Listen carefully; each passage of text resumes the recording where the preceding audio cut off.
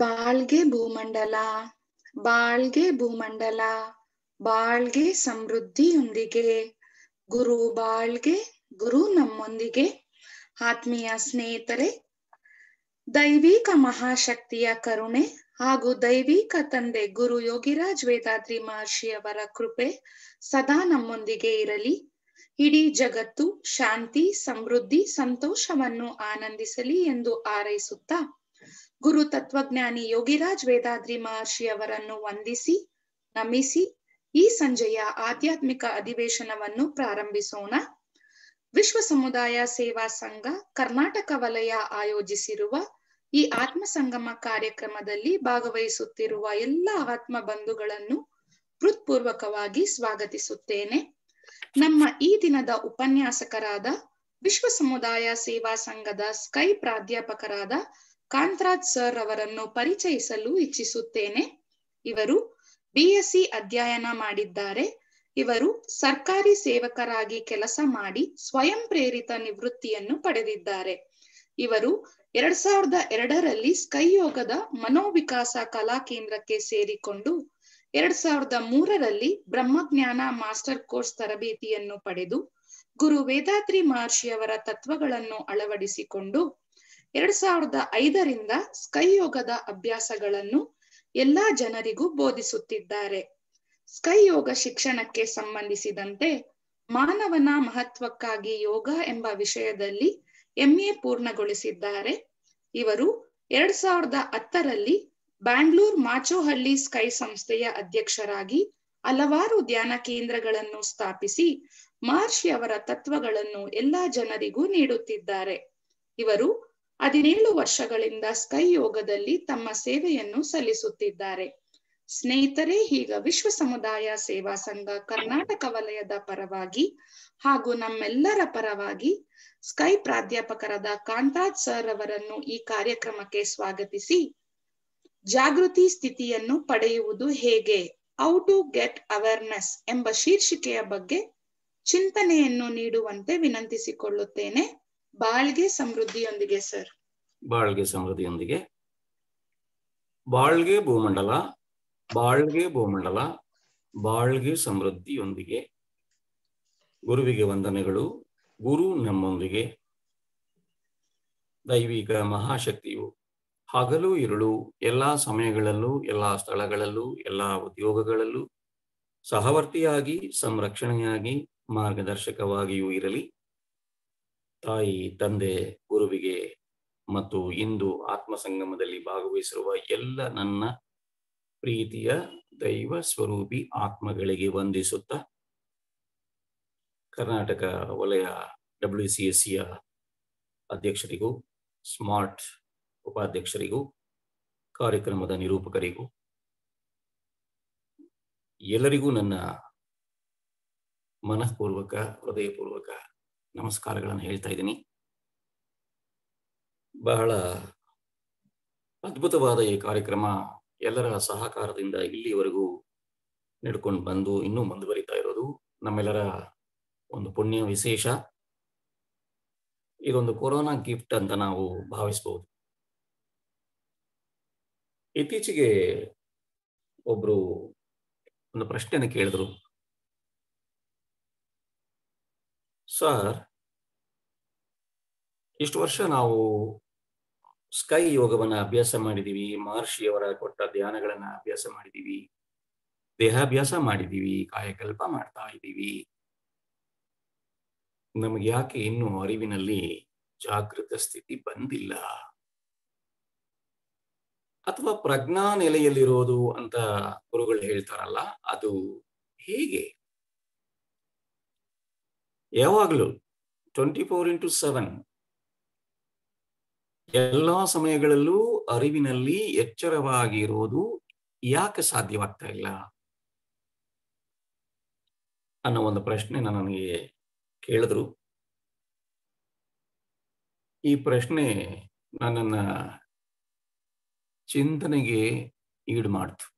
ಹೌದಲ್ವಾ?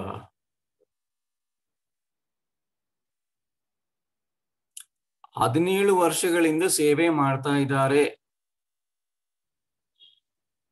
ಕೇಳಿಸ್ಕೊಳ್ಳಕ್ಕೆ ನನಗೆ ಭಯ ಆಗ್ತದೆ. ಎಷ್ಟು ವರ್ಷಗಳಲ್ಲಿ ಸೇವೆ ಮಾಡ್ತಾ ಇದ್ದೀವಿ ನಿಜ, ಜಾಗೃತ ಸ್ಥಿತಿಯಲ್ಲಿ 24 ಗಂಟೆ ನಾನು ಇದ್ದೇನಾ? ಈ ಪ್ರಶ್ನೆ ನನ್ನಲ್ಲಿ ಬಂದ್ಬಿಡ್ತು. ನಿಜವಾಗ್ಲೂ ಒಂದು 15 ದಿವಸದಿಂದ ಈ ಪ್ರಶ್ನೆ ಕೇಳಿದ್ದವರು, ಈ 15 ಒಂದು ಚಿಂತನ ಮಂಥನ ನನ್ನ ಮನಸ್ಸಿನಲ್ಲಿ ನಡೀತೋ. ಇದಕ್ಕೆ ಹಲವಾರು ಮಹನೀಯರು ಕಾರಣ, ಮುಖ್ಯವಾಗಿ ವೇದಾತ್ರಿ ಮಹರ್ಷಿಗಳನ್ನು ಮತ್ತೊಮ್ಮೆ ಮಗದೊಮ್ಮೆ ವಂದಿಸಿ ಅನ್ನೋದಕ್ಕಿಂತ ಸಂಪೂರ್ಣ ಶರಣಾಗತನನ್ನಾಗಿ ಮಾಡುವಂತ ಒಂದು ಅವಕಾಶವನ್ನು ಕೊಟ್ಟರು ಅವರು. ನಾನು ಇದನ್ನ ಪರಿಶೀಲನೆ ಮಾಡಕ್ಕೆ ಶುರು ಮಾಡಿದೆ. ಏನು ಜಾಗೃತ ಸ್ಥಿತಿಯಲ್ಲಿ ಇರುವುದು ಅಥವಾ ಅದನ್ನು ಪಡೆಯೋದು? ಜಾಗೃತ ಸ್ಥಿತಿ ಅಂದ್ರೆ ಏನು? ಬಹಳ ಇಂಪಾರ್ಟೆಂಟ್.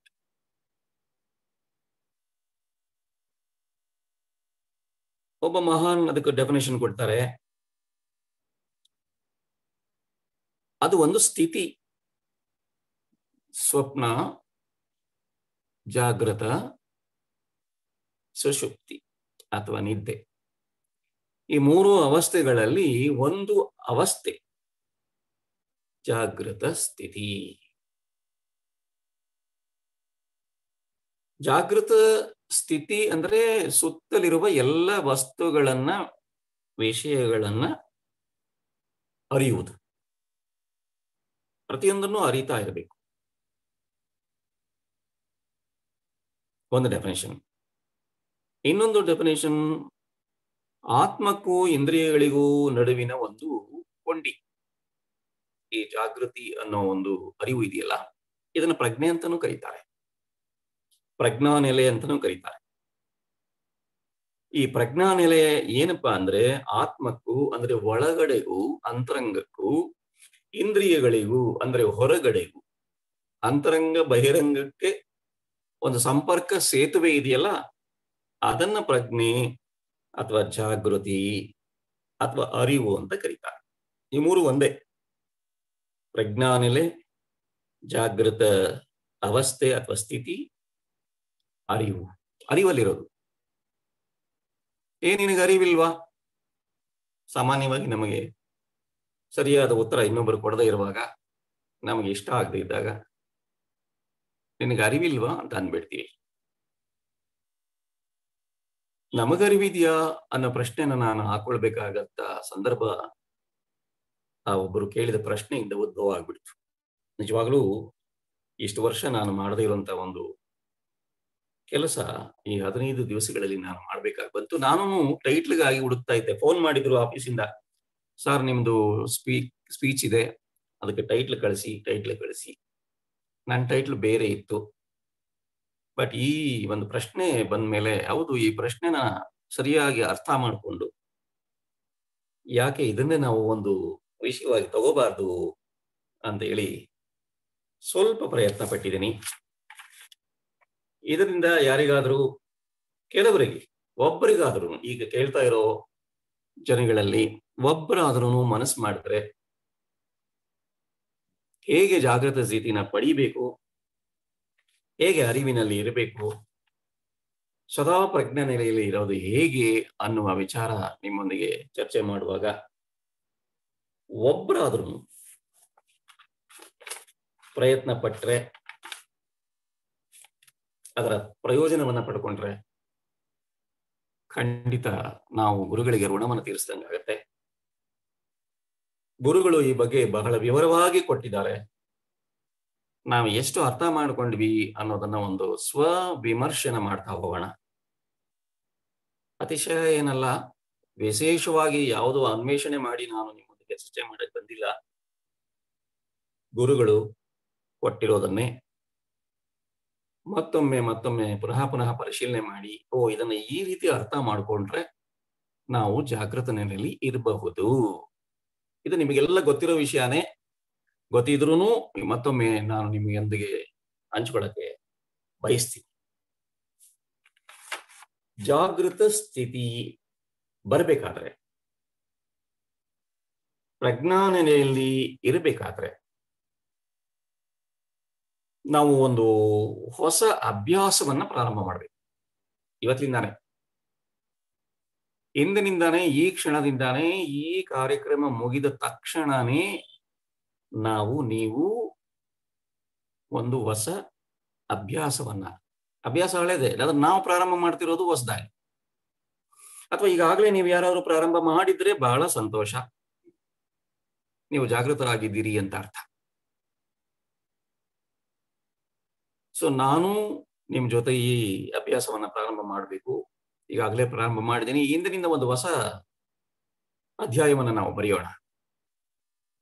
ನನ್ನ ಜೊತೆ ಹಲವಾರು ಜನ ಬೇಕು. ನಾನು ಒಂದು 16 ಜನನ ಸೇರಿಸ್ಕೊಂಡು ಒಂದು ಅಭ್ಯಾಸವನ್ನು ಶುರು ಮಾಡಿದ್ದೆ. ಅದು ಬ್ಯಾಡ್ಮಿಂಟನ್ ಕಿಂಗ್ ಅಂತ ಹೇಳ್ಬೋದು, ಪ್ರಕಾಶ್ ಪಡುಕೋಣೆ ಅಂತ. ಅವ್ರ ತರ ಆಗ್ಲಿಲ್ಲ. 17 ವರ್ಷ ಸತತ ಪ್ರಯತ್ನ ಮಾಡಿ, ಅಭ್ಯಾಸ ಮಾಡಿ, ಈ ಅಭ್ಯಾಸ ಪ್ರಯತ್ನ ಇದೆರಡನ್ನ ತಿಳ್ಕೊಂಡು ಆಮೇಲೆ ನಾವು ಹೇಗೆ ಅದನ್ನು ಪಡೆಯೋದು, ಏನ್ ಮಾಡ್ಬೇಕು ಅನ್ನೋದಕ್ಕೆ ಹೋಗೋಣ. 17 ವರ್ಷಗಳ ಸತತ ಅಭ್ಯಾಸ ಮಾಡಿ ಬಹಳಷ್ಟು ವರ್ಷಗಳ ಕಾಲ ಅವರು ಬ್ಯಾಡ್ಮಿಂಟನ್ ಕ್ಷೇತ್ರದಲ್ಲಿ ಮೆರೆದರು. ಅದನ್ನು ನೋಡಿದಂತ ನನ್ನಂತ ಕೆಲವು ಜನ ಪ್ರಕಾಶ್ ಪಡುಕೋಣೆ ಬ್ಯಾಡ್ಮಿಂಟನ್ ಕ್ಲಬ್ ಅಂತ ಹೇಳಿ ಒಂದು ಕ್ಲಬ್ ಅನ್ನ ಸ್ಥಾಪನೆ ಮಾಡಿದ್ರು. ಸಾವಿರಾರು ಜನ ಸೇರ್ಸ್ಕೊಂಡ್ಬಿಟ್ರು, ದೊಡ್ಡ ಇನಾಗ್ರೇಷನ್ ಮಾಡಿದ್ರು. ನಾವು ಅವ್ರ ತರನೇ ಆಗ್ಬೇಕು ಅಂತ ಶುರು ಮಾಡಿದ್ರು. 17 ತಿಂಗಳು ನಡೀಲಿಲ್ಲ, ಯಾರೂ ಅಭ್ಯಾಸ ಮುಂದುವರಿಸಲೇ ಇಲ್ಲ. ಒಬ್ಬ ಪ್ರಕಾಶ್ ಪಡುಕೋಣೆ ಮತ್ತೊಬ್ಬ ಬರಲಿಕ್ಕೆ ಲೇಟ್ ಆಯ್ತು, ಮತ್ತೊಬ್ಬರು ಸಿಗಲ್ಲ ಬಿಡಿ. ಸೊ ಈಗ ನನಗೆ ಅರ್ಥ ಆಯ್ತು, ಯಾಕೆ ಇನ್ನೊಬ್ಬ ಅಂಥದೇ ವ್ಯಕ್ತಿ ಬರಲಿಲ್ಲ ಅಂದ್ರೆ ಆ ವ್ಯಕ್ತಿ ಏನ್ ಮಾಡ್ದ, ಏನ್ ಅಭ್ಯಾಸ ಮಾಡ್ದ, ಹೇಗೆ ಜಾಗರೂಕತೆಯನ್ನ ಪಡೆದ, ಹೇಗೆ ಎಚ್ಚರ ಸ್ಥಿತಿಯಲ್ಲಿ ಇದ್ದ, ಹೇಗೆ ಪ್ರಜ್ಞಾನೆಲೆಯನ್ನ ಪಡೆದ, ಹೇಗೆ ಅರಿವಿನಲ್ಲಿ ಇದ್ದ, ಅದೇ ರೀತಿ ಹೇಗೆ ಮಾಡಬೇಕು ಅಂತ ಆತ ನಮಗೆ ಹೇಳಿಕೊಟ್ಟ. ಆ ರೀತಿ ನಾವು ಮಾಡ್ಲಿಲ್ಲ ಅಂತ ನನಗನಿಸ್ತು. ಅದಕ್ಕಾಗಿ ಒಂದು ಹೊಸದಾಗಿ ಒಂದು ವಿಶ್ಲೇಷಣೆಗೆ ಬರೋಣ. ಖಂಡಿತ ನಾವು ಮಾಡಿರ್ತೀವಿ, ಆದ್ರೆ ನಮಗೆ ಎಲ್ಲಿ ತಪ್ಪಿದೀವಿ ಅನ್ನೋದನ್ನ ಹುಡ್ಕೋಣ. ಅದೇ ಬಹಳ ಇಂಪಾರ್ಟೆಂಟ್. ಇವತ್ತು ನಾವು ಏನು ತಪ್ಪು ಮಾಡಿದೀವಿ, ಎಲ್ಲಿ ಮಿಸ್ ಆಯ್ತು, ಯಾಕೆ ನಾವು 24 ಗಂಟೆ ಪ್ರಜ್ಞಾನಲ್ಲಿ ಇರಕ್ಕಾಗಲ್ಲ. ನಿಜವಾಗ್ಲೂ ನಾವು ಜಾಗೃತ ಸ್ಥಿತಿಯಲ್ಲಿ ಇರ್ತೀವಿ. ಈಗ ನೀವೆಲ್ಲ ಜಾಗೃತ ಸ್ಥಿತಿಯಲ್ಲಿ ಇದ್ದೀರಾ, ನಿಮಗೆ ಅರಿವಿಲ್ಲ, ನೀವು ಈ ಸ್ಪೀಚ್ ನ ಕೇಳ್ತಾ ಇದ್ದೀರಾ. ನಿಮ್ಮ ಮನಸ್ಸು ಎಲ್ಲೂ ಹೋಗಿಲ್ಲ, ಒಂದೇ ಕಡೆ ಕೇಂದ್ರೀಕೃತವಾಗಿದೆ, ಗಮನವಿದೆ, ಎಚ್ಚರವಾಗಿದೆ. ಮಾತಾಡುವವರ ಮಾತುಗಳು ನಿಮ್ಮನ್ನ ಸೇರ್ತಾ ಇದ್ದಾವೆ. ನೀವು ಜಾಗೃತ ಸ್ಥಿತಿಯಲ್ಲಿ ಇದ್ದೀರಾ, ಈಗ ಪ್ರಜ್ಞಾನೆಲೆಯಲ್ಲಿ ಇದ್ದೀರಾ. ನೀವು ಅಡಿಗೆ ಮಾಡುವಾಗ ಮನೆಯಲ್ಲಿ ಅಮ್ಮಂದಿರು, ಅಕ್ಕಂದಿರು, ತಂಗಿರು, ಮಗಳು, ಇವರೆಲ್ಲ ಅಡಿಗೆ ಮಾಡುವಾಗ ಮನೆಯಲ್ಲಿ ಬಹಳ ಎಚ್ಚರದಿಂದ ಇರ್ತಾರೆ, ಜಾಗೃತವಾಗಿರ್ತಾರೆ. ಕೈ ಸಕ್ಕರೆ ಡಬ್ಬಕ್ಕೆ ಹೋಗುತ್ತೆ, ಖಾರದ ಪುಡಿಗೆ ಹೋಗುತ್ತೆ, ಕಾಫಿ ಪುಡಿಗೆ ಹೋಗುತ್ತೆ. ಎಲ್ಲಿ ಏನಿದೆ ಅದನ್ನ ನೋಡಿ ನೋಡಿ ತಗೊಳ್ಳಲ್ಲ ಅವರು. ಅಭ್ಯಾಸದಿಂದ, ಅಭ್ಯಾಸ ಬಹಳ ಇಂಪಾರ್ಟೆಂಟ್. ಇದೊಂದು ಪದ ನೀವು ತುಂಬಾ ಚೆನ್ನಾಗಿ ನೆನಪಿಟ್ಕೋಬೇಕು. ಅಭ್ಯಾಸದಲ್ಲಿ ಏನೋ ತಪ್ಪು ಮಾಡಿದೀವಿ, ಏನೋ ತಪ್ಪು ಮಾಡಿದೀವಿ. ಒಂದು ದಿವಸ ಮನೆಯಲ್ಲಿ ಬೇಜಾರಾದಾಗ ಅಡಿಗೆ ಮಾಡುವ ಅದೇ ಅಭ್ಯಾಸವನ್ನು ಹೊಂದಿರುವ ವ್ಯಕ್ತಿ ಅಡಿಗೆನ ಚೆನ್ನಾಗಿ ಮಾಡಲ್ಲ. ಅವತ್ತು ಅವರಿಗೆ ಮೂಡ್ ಆಫ್ ಆಗಿರುತ್ತೆ, ಅಂದ್ರೆ ಎಚ್ಚರ ಸ್ಥಿತಿಯಲ್ಲಿ ಇರಲ್ಲ. ಹೌದಲ್ವೋ? ಇದೆಲ್ಲ ನಿಮ್ಗಾಗಿರತ್ತೆ. ಗಂಡ ಬೈದಾಗ, ಹೆಂಡತಿ ಬೈದಾಗ, ಗಂಡನಿಗೆ, ಮಕ್ಕಳಿಗೆ, ಅಪ್ಪ ಅಮ್ಮನಿಗೆ ಯಾವುದೋ ಒಂದು ಬೇಜಾರಾದಾಗ ಅವರ ಸ್ಥಿತಿ ಅಜಾಗರೂಕ ಸ್ಥಿತಿ ಆಗಿರುತ್ತೆ, ಜಾಗೃತ ಸ್ಥಿತಿಯಿಂದ ಹೊರಟಾಗುತ್ತೆ. ಮತ್ತೆ ಆ ಸ್ಥಿತಿಗೆ ಬರ್ಬೇಕಾದ್ರೆ ಇನ್ನೇನೋ ಅನಾಹುತ ಆಗ್ಬೇಕು, ಅಥವಾ ಇನ್ಯಾರಾದ್ರೂ ಬಂದು ಎಚ್ಚರಿಸ್ಬೇಕು. ಆಗ ಅಯ್ಯೋ, ಒಲೆ ಮೇಲೆ ಹಾಲಿಟ್ಟಿದ್ದು ಉಪ್ಪೋಗಿದ್ದು ಎದುರುಗಡೆ ಇದ್ರೂ ಗೊತ್ತಾಗ್ಲಿಲ್ವಲ್ಲ. ಇದು ನಿಮ್ಗೆ ಅನ್ಸಿದೆ ಅಲ್ವಾ? ನಿಮ್ ಎದುರುಗಡೆನೆ ಹಾಲು ಉಪ್ಪೋಗಿದೆ, ನೀವು ನೋಡ್ತಾ ಇದ್ದೀರಿ, ಆದ್ರೆ ನಿಮ್ಮ ನೋಟ ಹಾಲಿನ ಮೇಲೆ ಇಲ್ಲವೇ ಇಲ್ಲ. ಯಾಕಂದ್ರೆ ನಿಮ್ಮ ಪ್ರಜ್ಞೆ ಆ ಕ್ರಿಯೆ ಮೇಲೆ ಇಲ್ಲ.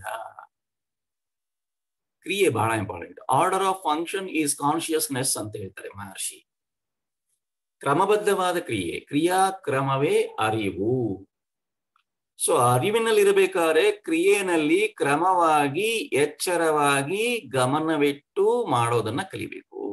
ಏನೇ ಕ್ರಿಯೆ ಮಾಡ್ತಾ ಇದ್ರು ಆ ಕ್ರಿಯೆ ಬಗ್ಗೆ ಮಾತ್ರ ಅರಿವನ್ನ ಪಡ್ಕೊಂಡಿದ್ರೆ ಆಗ ನಾವು ಪ್ರಜ್ಞಾನೆಲೆಯಲ್ಲಿ ಇರ್ತೀವಿ. ತಪ್ಪಾಗಲ್ಲ, ಸಾಧ್ಯನೇ ಇಲ್ಲ. 1 ಗಂಟೆನಲ್ಲಿ 1 ನಿಮಿಷ, 2 ನಿಮಿಷ, 5 ನಿಮಿಷ ನಾವು ಪ್ರಜ್ಞಾನೆಲೆಯಲ್ಲಿ ಇರ್ತೀವಿ. ಟಿವಿ ನೋಡ್ತಾ ಇರ್ತೀವಿ, ನಮ್ಮ ಪ್ರಜ್ಞೆ ಎಲ್ಲೂ ಹೋಗಲ್ಲ. ಮೊಬೈಲ್ ನೋಡ್ತಾ ಇರ್ತೀವಿ, ಚಾಟ್ ಮಾಡ್ತಾ ಇರ್ತೀವಿ, ನಮ್ಮ ಪ್ರಜ್ಞೆ ಎಲ್ಲೂ ಹೋಗಲ್ಲ. ಆಗ ಫಿಲಂ ಥಿಯೇಟರ್ ಹೋಗಿ ಕೂತ್ಕೊಂಡಿದೀವಿ, ಫಿಲಂ ನೋಡ್ತಾ ಇರ್ತೀವಿ, ನಮ್ಮ ಪ್ರಜ್ಞೆ ಎಚ್ಚರವಾಗಿರುತ್ತೆ. 3 ಅವರ್ಸ್ ಸಾಧನೆನೇ ಇಲ್ಲ. ನಾವು ಏನು ಸಾಧನೆ ಮಾಡಲಿಲ್ಲ, ಒಂದು ಟಿಕೆಟ್ ತಗೊಂಡು ಹೋಗಿ ಕೂತ್ಕೊಂಡ್ವಿ ಅಷ್ಟೇ. 3 ಅವರ್ಸ್ ನಮ್ಗೆ ಪ್ರಪಂಚವೇ ಮರ್ತಿತ್ತು, ನಮ್ಮ ಪಾಲಿಗೆ ಸತ್ತಿತ್ತು. ಅಂದ್ರೆ ನಾವು ಜಾಗೃತ ಸ್ಥಿತಿಯಲ್ಲಿ ಇದ್ದೀವಿ. ನಿದ್ರೆನಲ್ಲಿ ಮಾತ್ರ ಜಾಗೃತ ಸ್ಥಿತಿ ಇರಲ್ಲ. ನಮ್ಗೆ ಆಗಲ್ಲ, ದಿನವೆಲ್ಲ ಜಾಗೃತ ಸ್ಥಿತಿ ಇರಲ್ಲ. ನಿದ್ರೆಯಲ್ಲಿ ಇದ್ದಂಗೆ ಇರ್ತೀವಿ, ತಪ್ಪುಗಳನ್ನೇ ಮಾಡ್ತಾ ಇರ್ತೀವಿ. ಅದಕ್ಕೋಸ್ಕರ ಏನ್ ಮಾಡೋಣ ನಾವು ಇವಾಗ ಅಂದ್ರೆ ಒಂದು ಹೊಸವಾದ ಅಭ್ಯಾಸವನ್ನು ಶುರು ಮಾಡ್ಕೊಳ್ಳೋಣ ಸ್ನೇಹಿತರೆ. ಆ ಅಭ್ಯಾಸವನ್ನ ಕಲಿತು ಅದನ್ನ ರೂಢಿಸ್ಕೊಂಡು ದೃಢಪಡಿಸ್ಕೊಂಡು ಮನಸ್ಸಿನಲ್ಲಿ ನೆಲೆ ನಿಲ್ಲುವಂತೆ ಮಾಡಕ್ಕೆ ಒಂದು ದೃಢವಾದ ಸಂಕಲ್ಪವನ್ನು ಮಾಡೋಣ ಇವತ್ತು. Yes, I will do it. ನಾನು ಇಂದಿನಿಂದ ಜಾಗೃತ ಸ್ಥಿತಿಯಲ್ಲಿ ಇರೋದಕ್ಕೆ ಪ್ರಯತ್ನ ಪಡ್ತೀನಿ. ಅದಕ್ಕೆ ಏನ್ ಮಾಡ್ಬೇಕು ತಿಳ್ಕೊಳ್ಳೋಣ. ಒಂದು, ನಿಮ್ಮಿಂದ ನನಗೆ ಬೇಕಾಗಿರೋ ಸಂಕಲ್ಪ, ನಾನು ಇಂದಿನಿಂದ ಈ ಕಾರ್ಯಕ್ರಮ ಮುಗಿದ ತಕ್ಷಣದಿಂದ ಜಾಗೃತ ಸ್ಥಿತಿಯಲ್ಲಿ ಇರೋದಕ್ಕೆ ಏನ್ ಮಾಡ್ಬೇಕು ಅದನ್ನ ನಾನು ಅರ್ಥ ಮಾಡ್ಕೊಂಡಿದ್ದೀನಿ, ಅದೇ ರೀತಿ ನಾನು ಮಾಡ್ತೀನಿ ಅನ್ನೋರು ಎಲ್ಲರ ಸಹಾಯ ಸಹಕಾರ ನನಗೆ ಬೇಕು. ಕೊನೆಯಲ್ಲಿ ನಾನು ನಿಮ್ಮಿಂದ ಒಂದು ಗಿಫ್ಟ್ ಕೇಳ್ತೀನಿ, ಅದನ್ನು ನೀವು ಕೊಡ್ಬೇಕಾಗತ್ತೆ. ಏನ್ ಮಾಡ್ಬೇಕು? ಅಭ್ಯಾಸ ಅಂದ್ರೆ ನಿಯಮಪೂರ್ವಕವಾಗಿ ಮನಸ್ಸಿಟ್ಟು ಕೆಲಸ ಮಾಡಬೇಕು. ನಿಯಮಪೂರ್ವಕವಾಗಿ, ಕ್ರಮಬದ್ಧವಾಗಿ, ಕ್ರಿಯಾಕ್ರಮವಾಗಿ, ನಿಯಮಬದ್ಧ, ಬಹಳ ಇಂಪಾರ್ಟೆಂಟ್. ಒಂದು ಚೂರು ನಿಯಮ ಆ ಕಡೆ ಈ ಕಡೆ ಹೋಗ್ಬಾರ್ದು. ಯಾವ ಕಾರ್ಯಕ್ಕೆ ಯಾವ ನಿಯಮವಿದೆಯೋ ಆ ನಿಯಮಬದ್ಧವಾಗಿ ನಾವು ಮನಸ್ಸಿಟ್ಟು ಕೆಲಸ ಮಾಡುವುದರಿಂದ ಏನಾಗತ್ತೆ? ಬಹಳಷ್ಟು ಶಕ್ತಿ ಉಳಿತಾಯ ಆಗ್ಬಿಡುತ್ತೆ. ಬಹಳ ಯೋಚನೆ ಮಾಡಿ. ಕರೆಕ್ಟ್ ಆಗಿ ನಿಯಮ ಪ್ರಕಾರ ನೀವು ಯಾವುದೇ ಕೆಲಸ ಮಾಡಿದ್ರೆ ನಿಮಗೆ ಶಕ್ತಿ ಉಳಿತಾಯ ಆಗುತ್ತೆ. ಅದು ಬಿಟ್ಟು ಅಡ್ಡದಾರಿಯಲ್ಲಿ ಸುತ್ತಿ ಬಳಸು, ಆ ಕಡೆಯಿಂದ ಈ ಕಡೆಯಿಂದ ಓಡಾಡಿ ಬಂದ್ರೆ ಸುಸ್ತಾಗತ್ತೆ, ಕೆಲಸ ಆಗಲ್ಲ, ಶಕ್ತಿ ನಷ್ಟ ಆಗಿರುತ್ತೆ, ಪ್ರಾಣ ಶಕ್ತಿ ಹೋಯ್ತು, ದೈವ ಶಕ್ತಿನ ಕಳ್ಕೊಂಡ್ಬಿಡ್ತೀವಿ. ಯಾವಾಗ ಸರಿಯಾದ ಅಭ್ಯಾಸ ಇಲ್ಲ, ನಾವು ದೈವ ಶಕ್ತಿನ ಕಳ್ಕೊಂಡ್ಬಿಡ್ತೀವಿ, ನಮ್ಮೊಳಗಿರುವ ಅಂತರಂಗ ಶಕ್ತಿನ ಕಳ್ಕೊಂಡ್ಬಿಡ್ತೀವಿ. ಫಾರ್ ಎಕ್ಸಾಂಪಲ್, ಒಬ್ಬ ಡ್ರೈವರ್ನ ನೋಡಿ, ಅವನ ಕಾರು ಡ್ರೈವಿಂಗ್ ಮಾಡ್ತಾ ಇರ್ತಾನೆ, ಹೋಗ್ತಾ ಇರ್ತಾನೆ, ಸ್ಪೀಡಲ್ಲಿ ಹೋಗ್ಬೇಕಾ, ಎಕ್ಸ್ಲೇಟರ್ ಕಾಲು ಒತ್ಕೊಳುತ್ತೆ, ಕಣ್ಣು ಮುಂದೆ ನೋಡುತ್ತೆ, ಟ್ರಾಫಿಕ್ ನೋಡುತ್ತೆ, ಟ್ರಾಫಿಕ್ ಇಲ್ವಾ, ಜೋರಾಗಿ ಹೋಗ್ತಾನೆ, ಟ್ರಾಫಿಕ್ ಆಯ್ತಾ, ಸ್ಲೋ ಹೋಗ್ತಾನೆ, ಎಡಗಡೆ ನೋಡ್ತಾನೆ, ಯಾರಾದ್ರೂ ಬರ್ತಾರ, ಬಲಗಡೆ ನೋಡ್ತಾನೆ, ಯಾರಾದ್ರೂ ಬರ್ತಾರ, ಬಹಳ ಎಚ್ಚರದಲ್ಲಿ ಇರ್ತಾನೆ, ಬಹಳ ಅರಿವಿನಿಂದ ಇರ್ತಾನೆ. ಮುಂದೆ ಯಾರಾದ್ರೂ ಅಡ್ಡ ಬಂದ್ರೆ ಅವನ ಗೊತ್ತಿಲ್ಲದೇನೆ ಅವನ ಅರಿವು ಕಾಲಿನ ಬ್ರೇಕ್ ಅನ್ನ ಹಾಕತ್ತೆ, ಅಂತ ಗಾಡಿ ನಿಂತೋಗುತ್ತೆ. ಇದೆಲ್ಲ ಹೇಗ್ ಸಾಧ್ಯ ಅಂದ್ರೆ ಅವನು ಜಾಗೃತ ಸ್ಥಿತಿಯಲ್ಲಿ ಇದ್ರೆ. ಒಂದ್ ವೇಳೆ ಇರ್ಲಿಲ್ಲ ಅಂದ್ರೆ ಆಕ್ಸಿಡೆಂಟ್ ಆಗುತ್ತೆ.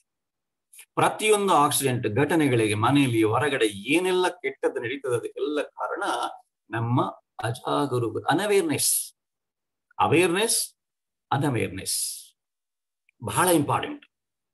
ಪ್ರಜ್ಞಾ ನೆಲೆಯಲ್ಲಿ ಇರೋದು, ಪ್ರಜ್ಞಾ ನೆಲೆಯಲ್ಲಿ ಇಲ್ಲದೆ ಇರೋದು, ಪ್ರಜ್ಞೆ ಕಳ್ಕೊಳ್ಳೋದು. ಈಗ ಒಂದು ಹೊಸದಾಗಿ ಮಾಡ್ಬೋದು, ಇನ್ನೊಂದು ಕೆಲಸ ಮಾಡ್ಬೋದು, ಒಂದು ಅಭ್ಯಾಸದ ಜೊತೆ ಇನ್ನೊಂದು ಅಭ್ಯಾಸನೂ ಮಾಡ್ಕೋಬಹುದು. ಇದೆಲ್ಲ ನಮಗೆ ಗೊತ್ತಿದೆ, ಹೇಳ್ಕೊಟ್ಟಿದ್ದಾರೆ, ಆದ್ರೆ ನಮಗೆ ಎಷ್ಟು ಅರ್ಥ ಆಯ್ತು ಅನ್ನೋದು ನಂಗೆ ಗೊತ್ತಿಲ್ಲ. ಟೈಪಿಂಗ್ ಕಲಿಯುವಾಗ ಟೈಪ್ ಮಾಡ್ತಾ ಮಾಡ್ತಾ ಮಾಡ್ತಾ ಕಲಿಯುವಾಗ ಬಹಳ ಶ್ರದ್ಧೆಯಿಂದ ಕಲ್ತ್ವಿ. ಆ ಕಡೆ ಈ ಕಡೆ ನೋಡ್ತಾ ಇರಲಿಲ್ಲ, ಬೆರಳು ಅಕ್ಷರಗಳ ನಡುವೆ ಸಿಕ್ಕಾಕೊಂಡ್ ಬಿಡ್ತಾ ಇತ್ತು, ಅದನ್ನ ಬಿಡಿಸ್ಕೊಂಡು ಟೈಪ್ ಮಾಡ್ತಿದ್ವಿ. ಚೆನ್ನಾಗಿ ಟೈಪ್ ಕಲ್ತ ಮೇಲೆ 3-4 ತಿಂಗಳು ಆದ್ಮೇಲೆ ನಾವು ಮಾತಾಡ್ತಾ, ಇನ್ನೊಬ್ಬರ ಹತ್ರ ಹೇಳ್ತಾ, ಕೇಳ್ತಾ, ಪೇಪರ್ ಅನ್ನ ನೋಡ್ತಾ, ಮನಸ್ಸಿಗೆ ಬಂದ ಸ್ಪೀಡ್ ಅಲ್ಲಿ ನಾವು ಟೈಪ್ ಮಾಡೋದನ್ನ ಕಲಿತೀವಿ.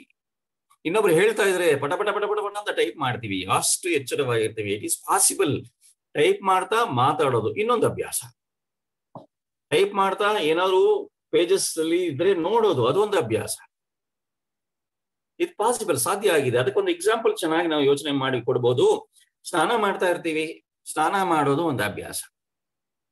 ಸ್ನಾನ ಮಾಡ್ತಾ ಮಾಡ್ತಾ ನಾವು ಹಾಡು ಹೇಳ್ಕೊಂತೀವಿ, ಬಾತ್ರೂಮ್ ಸಿಂಗರ್ ಅಂತ ಕರೀತಾರೆ.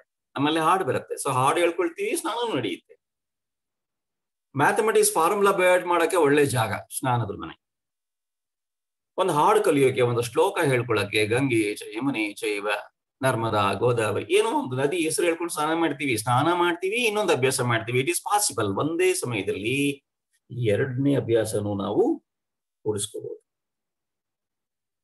ಇನ್ನು ಬಹಳ ಇಂಪಾರ್ಟೆಂಟ್, ಅಭ್ಯಾಸದ ಸಿದ್ಧಿಗಾಗಿ ನಿಷ್ಠೆಯಿಂದ ನಿರಂತರ ಸಾಧನೆ ಮಾಡಬೇಕು. ನಿಷ್ಠೆ, ನಿರಂತರ ಸಾಧನೆ. ಪ್ರತಿಯೊಂದು ಅವಕಾಶವನ್ನು ಗಮನಿಸಿ ಉಪಯೋಗಿಸ್ಕೋಬೇಕು. ಪ್ರತಿಯೊಂದು ಸಂದರ್ಭವನ್ನೂ ಉಪಯೋಗಿಸ್ಕೋಬೇಕು.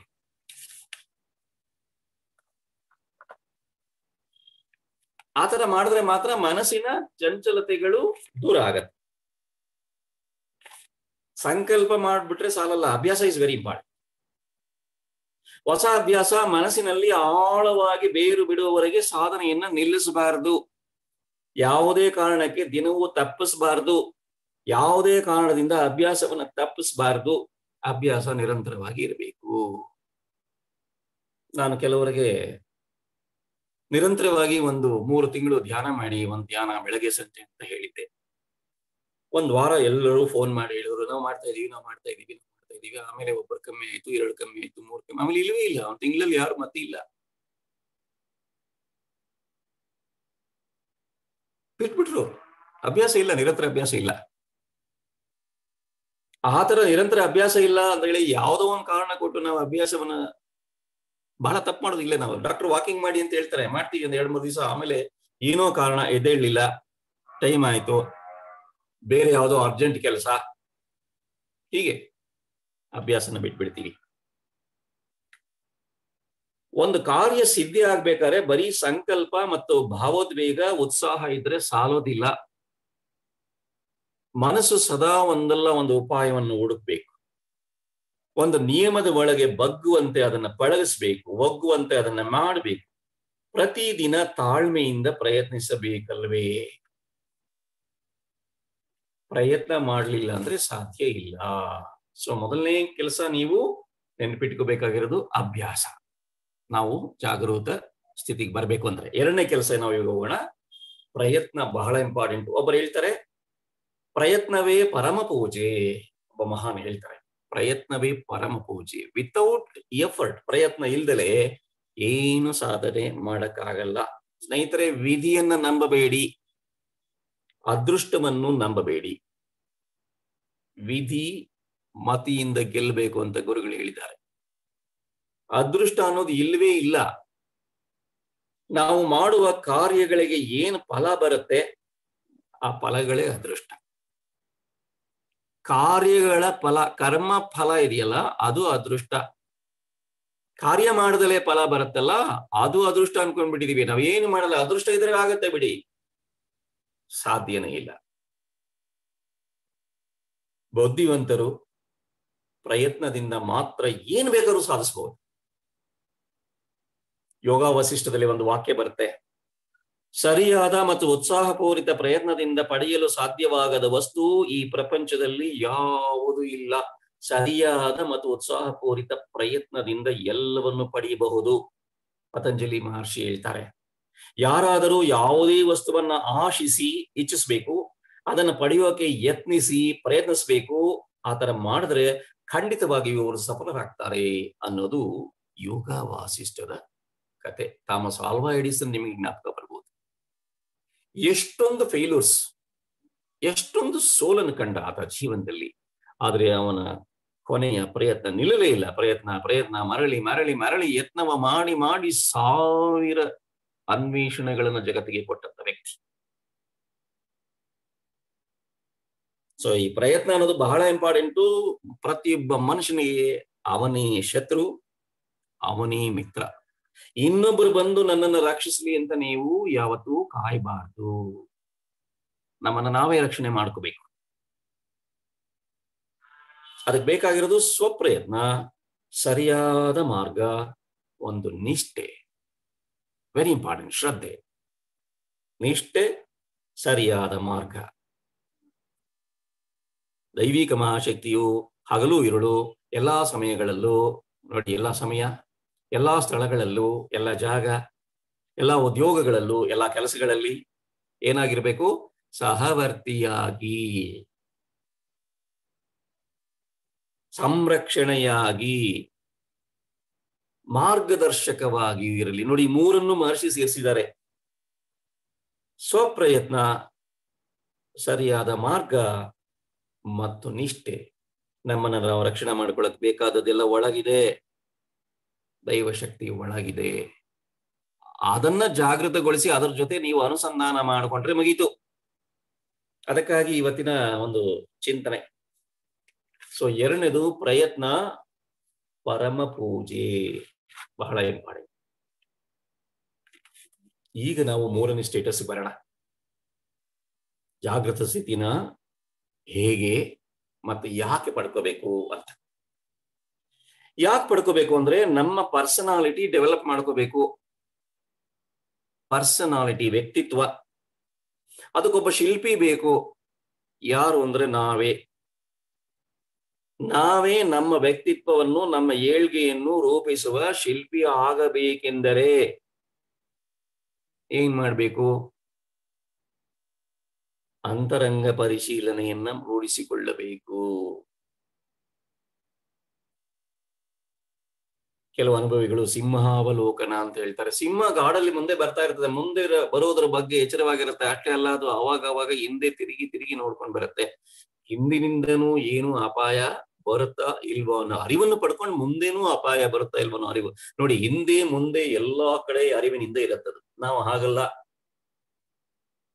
ಮುಂದೆ ಏನಾದ್ರು ಸಿಗುತ್ತೆ ಅಂದ್ರೆ ಹಿಂದೆ ಏನಾದ್ರೂ ಬರ್ಲಿ, ತಲೆ ಮೇಲೆ ಏನಾದ್ರು ಬೀಳಿ, ನಮ್ಗೆ ಗೊತ್ತೇ ಇಲ್ಲ. ಮುಂದಿನ ಸಿಗಲ್ಲ, ಹಿಂದೆ ಬಂದು ತಲೆಯನ್ನು ಹೊಡೆದಾಕಿರುತ್ತೆ. ಅಂತರಂಗ ಪರಿಶೀಲನೆ ಪಾಠನ ನಮಗೆ ಕೊಟ್ರು, ನಾವು ಕೇಳಿದ್ವಿ, ಏನಕ್ಕೆ ಕೇಳಿದ್ವಿ, ಏನ್ ಮಾಡಿದ್ವಿ ಅನ್ನೋ ಒಂದು ಅನ್ವೇಷಣೆ ನನ್ನ ಮನಸ್ಸಿನಲ್ಲಿ ಈ ಕೆಲವು ರಾತ್ರಿಗಳಲ್ಲಿ ನಿಜವಾಗ್ಲೂ ಬಹಳ ಬಹಳ ತುಡಿತವನ್ನು ತಂದುಬಿಡ್ತು. ನಮಗ್ ಗೊತ್ತು ಅಂತರಂಗ ಪರಿಶೀಲನೆ, ನಮ್ಗೆ ಹೇಳ್ಕೊಟ್ಟಿದ್ದಾರೆ. ಮಾಡಿದೀವಿ. ಏನ್ ಮಾಡಿದೀವಿ? ಅಂತರಂಗ ಪರಿಶೀಲನೆ ಏನಾಯ್ತು? ಅದರಿಂದ ಜಾಗೃತ ಸ್ಥಿತಿ ಬರಬೇಕಿತ್ತು. ಗುರುಗಳು ಹೇಳ್ತಾರೆ 3 ಕೆಲಸ ಮಾಡ್ಬೇಕು ನಾವು. ಅದರಲ್ಲಿ ಮೊದಲನೇ ಕೆಲಸ ಧ್ಯಾನ ಮಾಡ್ಬೇಕು. ಎರಡನೇ ಕೆಲಸ ಆಮೇಲೆ ಬರ್ತೀನಿ, ಮೂರನೇ ಕೆಲಸ ಅಂತರಂಗ ಪರಿಶೀಲನೆ. ಧ್ಯಾನ, ಅಂತರಂಗ ಪರಿಶೀಲನೆ ನಮಗೆ ಕೊಟ್ಟಿದಾರೋ ಇಲ್ವೋ? ಕೊಟ್ಟಿದ್ದಾರೆ. ನಾವೆಲ್ಲ ಮಾಡ್ತಾ ಇದೀವಿ ಇಲ್ವೋ? ಮಾಡ್ತಾ ಇದೀವಿ. ಮತ್ತೆ ಯಾಕೆ ನಾವು ಜಾಗೃತ ಸ್ಥಿತಿಲಿ ಬಂದಿಲ್ಲ? ನಮ್ಗೆ ಯಾಕೆ ರಿಯಲೈಸೇಷನ್ ಆಗಿಲ್ಲ? ಅಂತರಂಗ ಪರಿಶೀಲನೆ ಮಾಡಿದ್ರೆ ರಿಯಲೈಸೇಷನ್ ಆಗ್ಬೇಕು. ಆಗತ್ತೆ. ಹಲವಾರು ಮಹನೀಯರು ಹೇಳಿದ್ದಾರೆ, ಅವರ ಅನುಭವನ ಹೇಳಿದ್ದಾರೆ. ಮಹರ್ಷಿ ವೇದಾತ್ರಿಯನ್ನು ಬಹಳ ಚೆನ್ನಾಗಿ ಹೇಳಿದ್ದಾರೆ.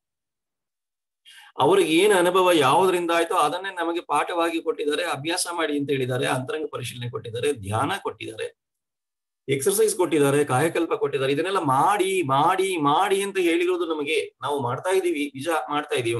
ಮತ್ತೆ ಯಾಕೆ ನಮಗೆ ಅವರಿಗೆ ಸಿಕ್ಕಷ್ಟು ಲಾಭ ಸಿಗಲಿಲ್ಲ?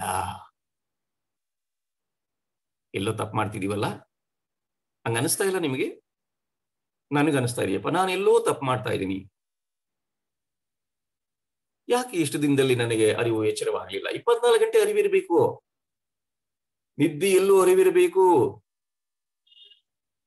ನಿದ್ದೆ ಅರಿವಿಲ್ಲದ ಸ್ಥಿತಿ. ಅಂತ ನಿದ್ದೆಯಲ್ಲೂ ಜಾಗೃತವಾಗಿರೋನು ಯೋಗಿ.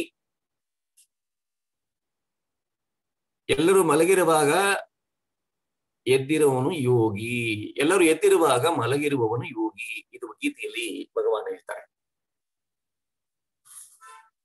ಸಂಯಮಿಯಾದವನು, ಯೋಗಿಯಾದವನು ಎಲ್ಲ ಮಲಗಿರುವಾಗ ಎದ್ದಿರ್ತಾನೆ ಅಂದ್ರೆ ಅವನು ಜಾಗೃತವಾಗಿರ್ತಾನೆ. ಮಲಗಿರ್ತಾನೆ, ನೋಡೋರ್ ಕಡೆ ನಿದ್ದೆ ಮಾಡ್ತಿರ್ತಾರೆ, ಆದ್ರೆ ಅವನು ಜಾಗೃತವಾಗಿರ್ತಾನೆ.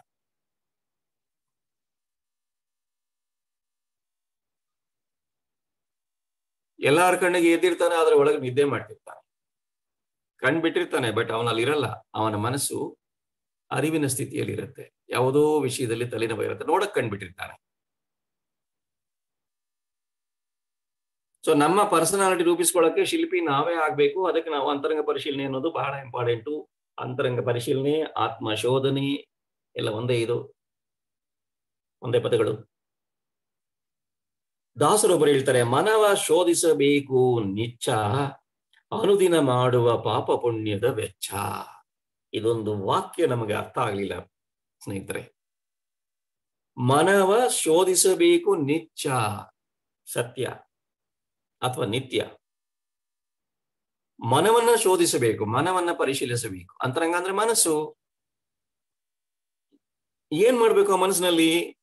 ಅನುದಿನ ಮಾಡುವ ಪಾಪ ಪುಣ್ಯದ ವೆಚ್ಚ. ಎಷ್ಟು ಪಾಪವನ್ನ ಮಾಡಿ, ಎಷ್ಟು ಪುಣ್ಯವನ್ನ ಮಾಡಿ ನಮ್ಮ ಪ್ರಾಣ ಶಕ್ತಿಯನ್ನ ಕಳ್ಕೊಂಡಿವಿ, ಗಳಿಸ್ಕೊಂಡಿವಿ ಅನ್ನೋ ಲೆಕ್ಕ ಪ್ರತಿದಿನ ನಾವು ಮಾಡ್ಬೇಕಾಗಿತ್ತು ಅಂತ ದಾಸರು ಹೇಳ್ತಾರೆ. ಮಾಡಿಲ್ಲ. ನಾವು ಮಾಡಿದ್ರೆ ನಾವು ಸಾಕ್ಷಾತ್ಕಾರವನ್ನ ಪಡಿಬೇಕಿತ್ತು. ನಿರಂತರವಾದ ಅರಿವಿನಲ್ಲಿ ನಾವು ಇರಬೇಕಾಗಿತ್ತು. ಇದಕ್ಕೆ ಏನು ಮಾಡ್ಬೇಕು? ಏನ್ ಸರ್ ಇದೆಲ್ಲ ಏನೇನೋ ಹೇಳ್ತಾ ಇದ್ದೀರಾ, ಇದು ಎಲ್ಲ ನಮ್ಗೆ ಗೊತ್ತಿರೋದನ್ನೇ, ಆದ್ರೆ ಏನ್ ಮಾಡ್ಬೇಕು ಅಂತ ಹೇಳ್ತಿರಲ್ಲ ನೀವು ಅನ್ನೋದಾದ್ರೆ ಅದು ನಿಮಗೆ ಗೊತ್ತಿದೆ. ಅದೂ ನಿಮಗೆ ಗೊತ್ತಿದೆ. ನಿಮಗೆ ಗೊತ್ತಿರೋದನ್ನೇ ನಾನು ಹೇಳಕ್ ಬಂದಿದ್ದೀನಿ ಅಷ್ಟೇ. ನನಗೆ ಗೊತ್ತಿರೋದನ್ನಲ್ಲ, ನಿಮಗೆ ಗೊತ್ತಿರೋದನ್ನ, ನೀವು ತಿಳಿದಿರೋದನ್ನ ಜ್ಞಾಪಿಸೋದು ಅಂತ ಬೇಕಾದ್ರೆ ನೀವು ಅನ್ಬೋದು. ಮರ್ತಿರ್ಬೋದು, ಅದಕ್ಕೆ ಜ್ಞಾಪಿಸೋಕೋಸ್ಕರ ಬಂದಿದ್ದೀನಿ. ನನಗೂ ಮರ್ತಿರ್ಬೋದು, ನಾನು ಜ್ಞಾಪಿಸ್ಕೊಳ್ತಾ ಇದ್ದೀನಿ. ನೀವೇನ್ ಮಾಡ್ಬೇಕು? ಆಗ್ಲೇ ನಾನು ಹೇಳ್ದ 2 ಕೆಲಸ. ಒಂದು ಧ್ಯಾನ ಮಾಡ್ಬೇಕು, ಇನ್ನೊಂದು ಅಂತರಂಗ ಪರಿಶೀಲನೆ ಮಾಡಬೇಕು. ಅದಕ್ಕೆ ಮುಂಚೆ ಬಹಳ ಇಂಪಾರ್ಟೆಂಟ್ ಕೆಲಸ, ಬಿಫೋರ್ ಗೋಯಿಂಗ್ ಟು ಬೆಡ್, ಬಹಳ important. Daily before going to bed you have to do something. ನೀವು ಏನಾದ್ರೂ ಮಾಡ್ಬೇಕು, ಏನೋ ಮಾಡ್ಬೇಕು. ಸೊ ನಿದ್ದೆಗೆ ಮುಂಚೆ ನೀವು ಏನ್ ಮಾಡ್ಬೇಕೋ ಅದನ್ನ ಅಂತರಂಗ ಪರಿಶೀಲನೆ ಅಂತ ಕರೀತಾರೆ ಸ್ನೇಹಿತರೆ. ನಿದ್ದೆ ಮಾಡೋದಕ್ಕೆ ಪ್ರಯತ್ನ ಪಡ್ತೀವಿ, ಈ ಪ್ರಯತ್ನ ಇಲ್ದಲೇ ನಿದ್ದೆ ಬರುತ್ತೆ, ಅದು ಬಿಡಿ.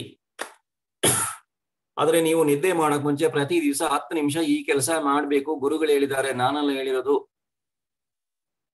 ಏನ್ ಮಾಡ್ಬೇಕು? 10 ನಿಮಿಷ ಕೂತ್ಕೋಬೇಕು. ಮಲಗಬಾರ್ದು, ಮಲಕೊಂಡು ಮಾಡಬಾರ್ದು. ಮಲಕೊಂಡು ಮನಸ್ಸಿನಲ್ಲಿ ಯಾವ ಯೋಚನೆ, ಚಿಂತನೆ, ಅನ್ವೇಷಣೆ, ಅಂತರಂಗ ಪರಿಶೀಲನೆ ಮಾಡಬಾರ್ದು.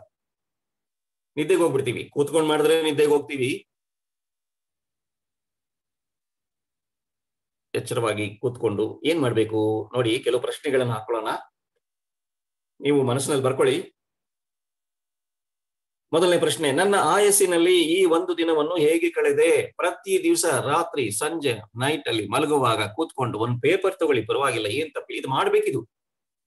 ನೀವು ಮಾಡ್ಬೇಕು, ನಾನು ಮಾಡ್ಬೇಕು. ಇವತ್ತಿನಿಂದ ಶುರು ಮಾಡೋಣ. ನನಗೆ ನೀವು ಯಾರ್ಯಾರು ಮಾಡ್ತೀರೋ ಅನ್ನೋ ಒಂದು ಲೆಕ್ಕನೂ ಬೇಕು. ಅದನ್ನ ನಾನು ಕೊನೆಯಲ್ಲಿ ಒಂದು ಗಿಫ್ಟ್ ಕೇಳ್ತೀನಿ ಅಂತ ಹೇಳಿದ್ದೀನಿ. ನನ್ನ ಆಯಸ್ಸಿನಲ್ಲಿ ಈ ಒಂದು ದಿನವನ್ನ ನಾನು ಹೇಗೆ ಕಳೆದೆ? ಒಂದ್ ದಿನ ಕಳೆದೆ ಅಂದ್ರೆ ಆಯಸ್ಸಲ್ಲಿ ಕಮ್ಮಿ ಆಯ್ತು ಒಂದ್ ದಿನ. ಈ ಒಂದ್ ದಿನವನ್ನ ಬೆಳಗಿಂದ ಸಂಜೆವರೆಗೂ ನಾನು ಹೇಗೆ ಕಳೆದೆ? ನೆನಪು ಬರುತ್ತಾ? ನಾನು ಬೆಳಗ್ಗೆ 6 ಗಂಟೆಗೆ ಎದ್ದೆ, 6:30 ಇದು ಮಾಡಿದೆ, 8 ಗಂಟೆಗೆ ಮಾಡಿದೆ, 9 ಗಂಟೆಗೆ ಮಾಡಿದೆ, 10 ಗಂಟೆಗೆ ಆಫೀಸ್ಗೆ ಹೋದೆ, ಅಲ್ಲಿ 1 ಗಂಟೆ ಊಟ ಮಾಡಿದೆ, 5 ಗಂಟೆಗೆ ವಾಪಸ್. ಏನ್ ಬರೀತಿರೋ ನಂಗೆ ಗೊತ್ತಿಲ್ಲ. ನೀವು ಬೆಳಗ್ಗೆ ಎದ್ದಾಗ್ಲಿಂದ ಎಷ್ಟು ಟೈಮ್ಗೆ ಎದ್ದೇಳ್ತೀರೋ ಅದು ನಿಮಗೆ ಬಿಟ್ಟಿದ್ದು. ಅಷ್ಟು ಟೈಮಿಂದ ಸಂಜೆ ಮಲಗೋಕ್ ಮುಂಚೆ 10 ನಿಮಿಷ ಕೂತ್ಕೊಂಡು ಎಲ್ಲವನ್ನ ಪಟ್ಟಿ ಮಾಡಿ. Please make A list. Foundation course ನಲ್ಲಿ ಇದನ್ನ ಹೇಳ್ಕೊಟ್ಟಿದ್ದಾರೆ ಗುರುಗಳು. ಒಂದು ಟೈಮ್ ಟೇಬಲ್ ಕೊಟ್ಟಿದ್ದಾರೆ. ನೀವು ಏನೇನು ಮಾಡ್ತೀರ ಅದನ್ನ ಬರೀರಿ ಅಂತ ನಾವು ಯಾರು ಬರೀಲೇ ಇಲ್ಲ. ಯಾರಾದ್ರೂ ಬರೆದಿದ್ರೆ ನಿಜವಾಗ್ಲೂ ಧನ್ಯವಾದಗಳು ಅವರಿಗೆ. ಮಾಡಿದ್ವಿ ಒಂದು ದಿವಸ, 2 ದಿವಸ, 3 ದಿವಸ, 10 ದಿವಸ, 1 ತಿಂಗಳು, 2 ತಿಂಗಳು ಮಾಡಿರ್ಬೋದು. ಆಮೇಲೆ ಬಿಟ್ಬಿಟ್ವಿ. ವರ್ಷ 17 ಕಳೆದೋಗಿದೆ ಅಷ್ಟೇ. 17 ವರ್ಷ ಬೇಕಾಗಿರ್ಲಿಲ್ಲ. ಒಬ್ಬ ಮಹಾನ್ ಹೇಳ್ತಾರೆ, ಮಹಾತ್ರೇಯ ಅಂತ. ಆ ಮಹಾತ್ರೇಯ ಹೇಳ್ತಾರೆ, ಕನಿಷ್ಠ 1 ವರ್ಷ ನೀವು ಈ ರೀತಿ ಮಾಡಿದ್ರೆ, ಡೈಲಿ ಇವಾಗ ನಾವು ಏನ್ ಡಿಸ್ಕಸ್ ಮಾಡ್ತೀವಿ ಇದನ್ನ 1 ವರ್ಷ ನೀವು ಮಾಡಿದ್ರೆ ನಿಮಗೆ ಅರ್ಥವಾಗದೇ ಇರೋದು ಈ ಜಗತ್ತಲ್ಲಿ ಏನು ಇರಲ್ಲ. You will be realised every day. You will realise something. ಏನೋ ಒಂದು ನಿಮಗೆ ಅರ್ಥ ಆಗತ್ತೆ, ಅರಿವಾಗತ್ತೆ, ರಿಯಲೈಸ್ ಆಗತ್ತೆ. ಈ ದಿನ ನಾನು ಹೇಗೆ ಕಳೆದೆ? 2ನೇ ಪ್ರಶ್ನೆ, ನನಗೆ ಸಿಕ್ಕ ಅವಕಾಶಗಳನ್ನು ಹೇಗೆ ಉಪಯೋಗಿಸಿಕೊಂಡೆ? ನನಗೆ ಏನೇನು ಅವಕಾಶ ಸಿಕ್ತು ಇವತ್ತು, ಏನ್ ಸಿಕ್ತು ಅದನ್ನ ನಾನು ಹೇಗೆ ಬಳಸ್ಕೊಂಡೆ? ನನಗೆ ಇವತ್ತು ಸ್ಪೀಚ್ ಮಾಡಕ್ಕೆ ಹೇಳಿದ್ರು, ನಾನು ಅದನ್ನ ಇವತ್ತು ಬಳಸ್ಕೊಂಡಿದ್ದೀನಿ, ಭಾರಿ ಖುಷಿ ಆಗ್ತದೆ. ಈ ಖುಷಿನಲ್ಲಿ ಇರೋ ಸಮಾಧಾನ ಭಾರತ ರತ್ನಕ್ಕಿಂತ ದೊಡ್ಡದು ಅಂತಾರೆ ಒಬ್ಬ ಮಹಾನ್. ಆತ್ಮತೃಪ್ತಿ ಅಂದ್ರೆ ಇದೇನೆ. ನಾವು ಹೇಳಿದ ಕೆಲಸನ ನಾವು ಮಾಡ್ತೀವಿ ಅಂತ ಹೇಳಿದ್ದನ್ನ ಅಥವಾ ಅನ್ಕೊಂಡಿದ್ದನ್ನ ನಾವು ಮಾಡ್ಬಿಟ್ಟಾಗ ಒಳಗಡೆ ಆನಂದವಾಗತ್ತಲ್ಲ, ಅದು ಭಾರತ ರತ್ನ ಪ್ರಶಸ್ತಿಗಿಂತ ಹೊರಗಡೆಯಿಂದ ಕೊಡುವಂಥದ್ದು. ಅದು ಹೊರಗಡೆ ಬರುವ ಬಿರುದಿಗಿಂತ ಒಳಗಡೆ ಆತ್ಮತೃಪ್ತಿ, ಸಂತೋಷ, ಆನಂದ ಉಂಟಾಗ್ಬಿಡುತ್ತೆ. ನನಗೆ ಸಿಕ್ಕ ಅವಕಾಶಗಳನ್ನ ನಾನು ಹೇಗೆ ಉಪಯೋಗಿಸ್ಕೊಂಡೆ? ಎರಡನೇ ಪ್ರಶ್ನೆ, ಅವಕಾಶಗಳನ್ನ ನಾನು ಅವಕಾಶ ಬಂತು, ನಾನು ಏನ್ ಮಾಡಿದೆ, ಹೇಗೆ ಅದನ್ನು ಉಪಯೋಗಿಸ್ಕೊಂಡ ಇಲ್ವಾ? ಒಳ್ಳೇದಕ್ಕೆ ಉಪಯೋಗಿಸ್ಕೊಂಡ. ದಾಸರು ಹೇಳಿದ್ದಾರೆ, ಅನುದಿನ ಮಾಡುವ ಪಾಪ ಪುಣ್ಯದ ವೆಚ್ಚವನ್ನ ಬರೆದಿಡಬೇಕು. ಲಾಭ ನಷ್ಟ ಅಲ್ಲ ಬರೆಯೋದು, ಪಾಪ ಏನ್ ಮಾಡಿದೆ, ತಪ್ಪು ಏನ್ ಮಾಡಿದೆ, ಸರಿ ಏನ್ ಮಾಡಿದೆ, ಎರಡನ್ನು ಬರಿಬೇಕು. ಯಾಕೆ ಅಂತ ಹೇಳ್ತೀನಿ ಮುಂದೆ.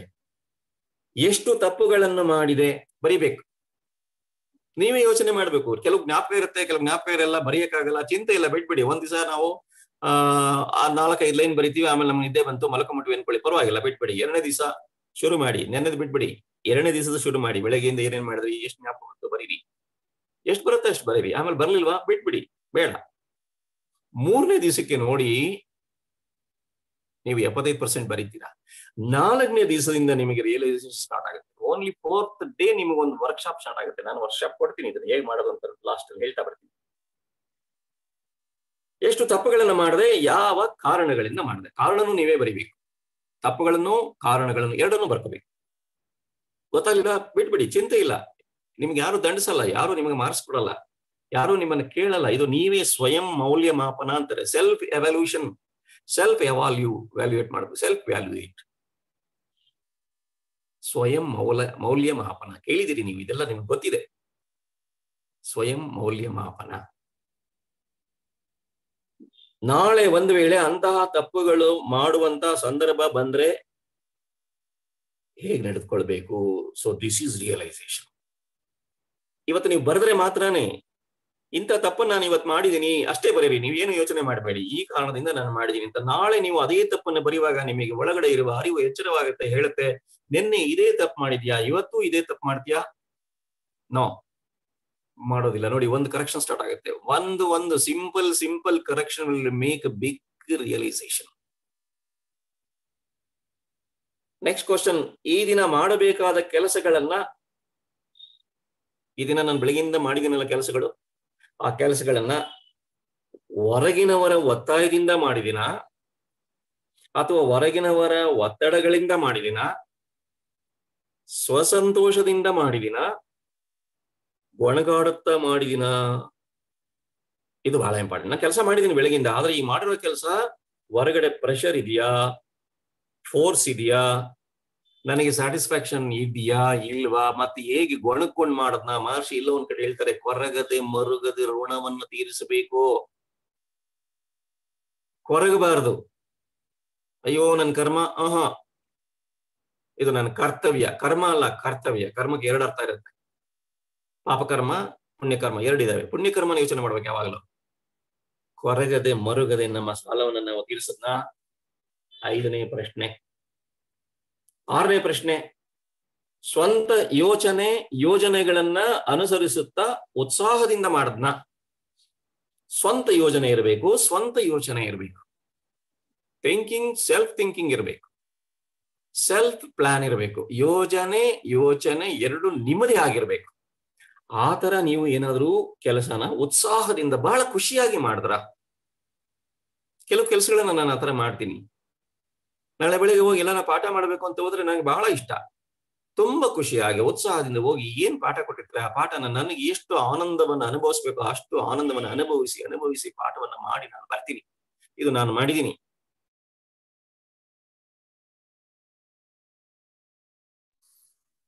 ಇಪ್ಪತ್ನಾಲ್ಕು ಗಂಟೆ ಅರಿವನ್ನು ತಗೊಳಕ್ಕಾಗಿಲ್ಲ. ಯಾಕಂದ್ರೆ ನಾನು ಏನೋ ಅಭ್ಯಾಸ ಮಾಡಿಲ್ಲ, ತಪ್ಪು ಮಾಡ್ತಾ ಇದ್ದೀನಿ.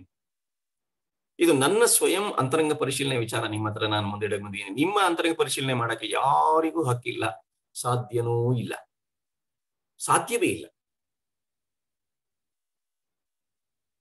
7ನೇ ಪ್ರಶ್ನೆ, ಈ ಕೆಲಸನ ಇನ್ನೂ ಚೆನ್ನಾಗಿ ಮಾಡ್ಬೋದಿತ್ತ?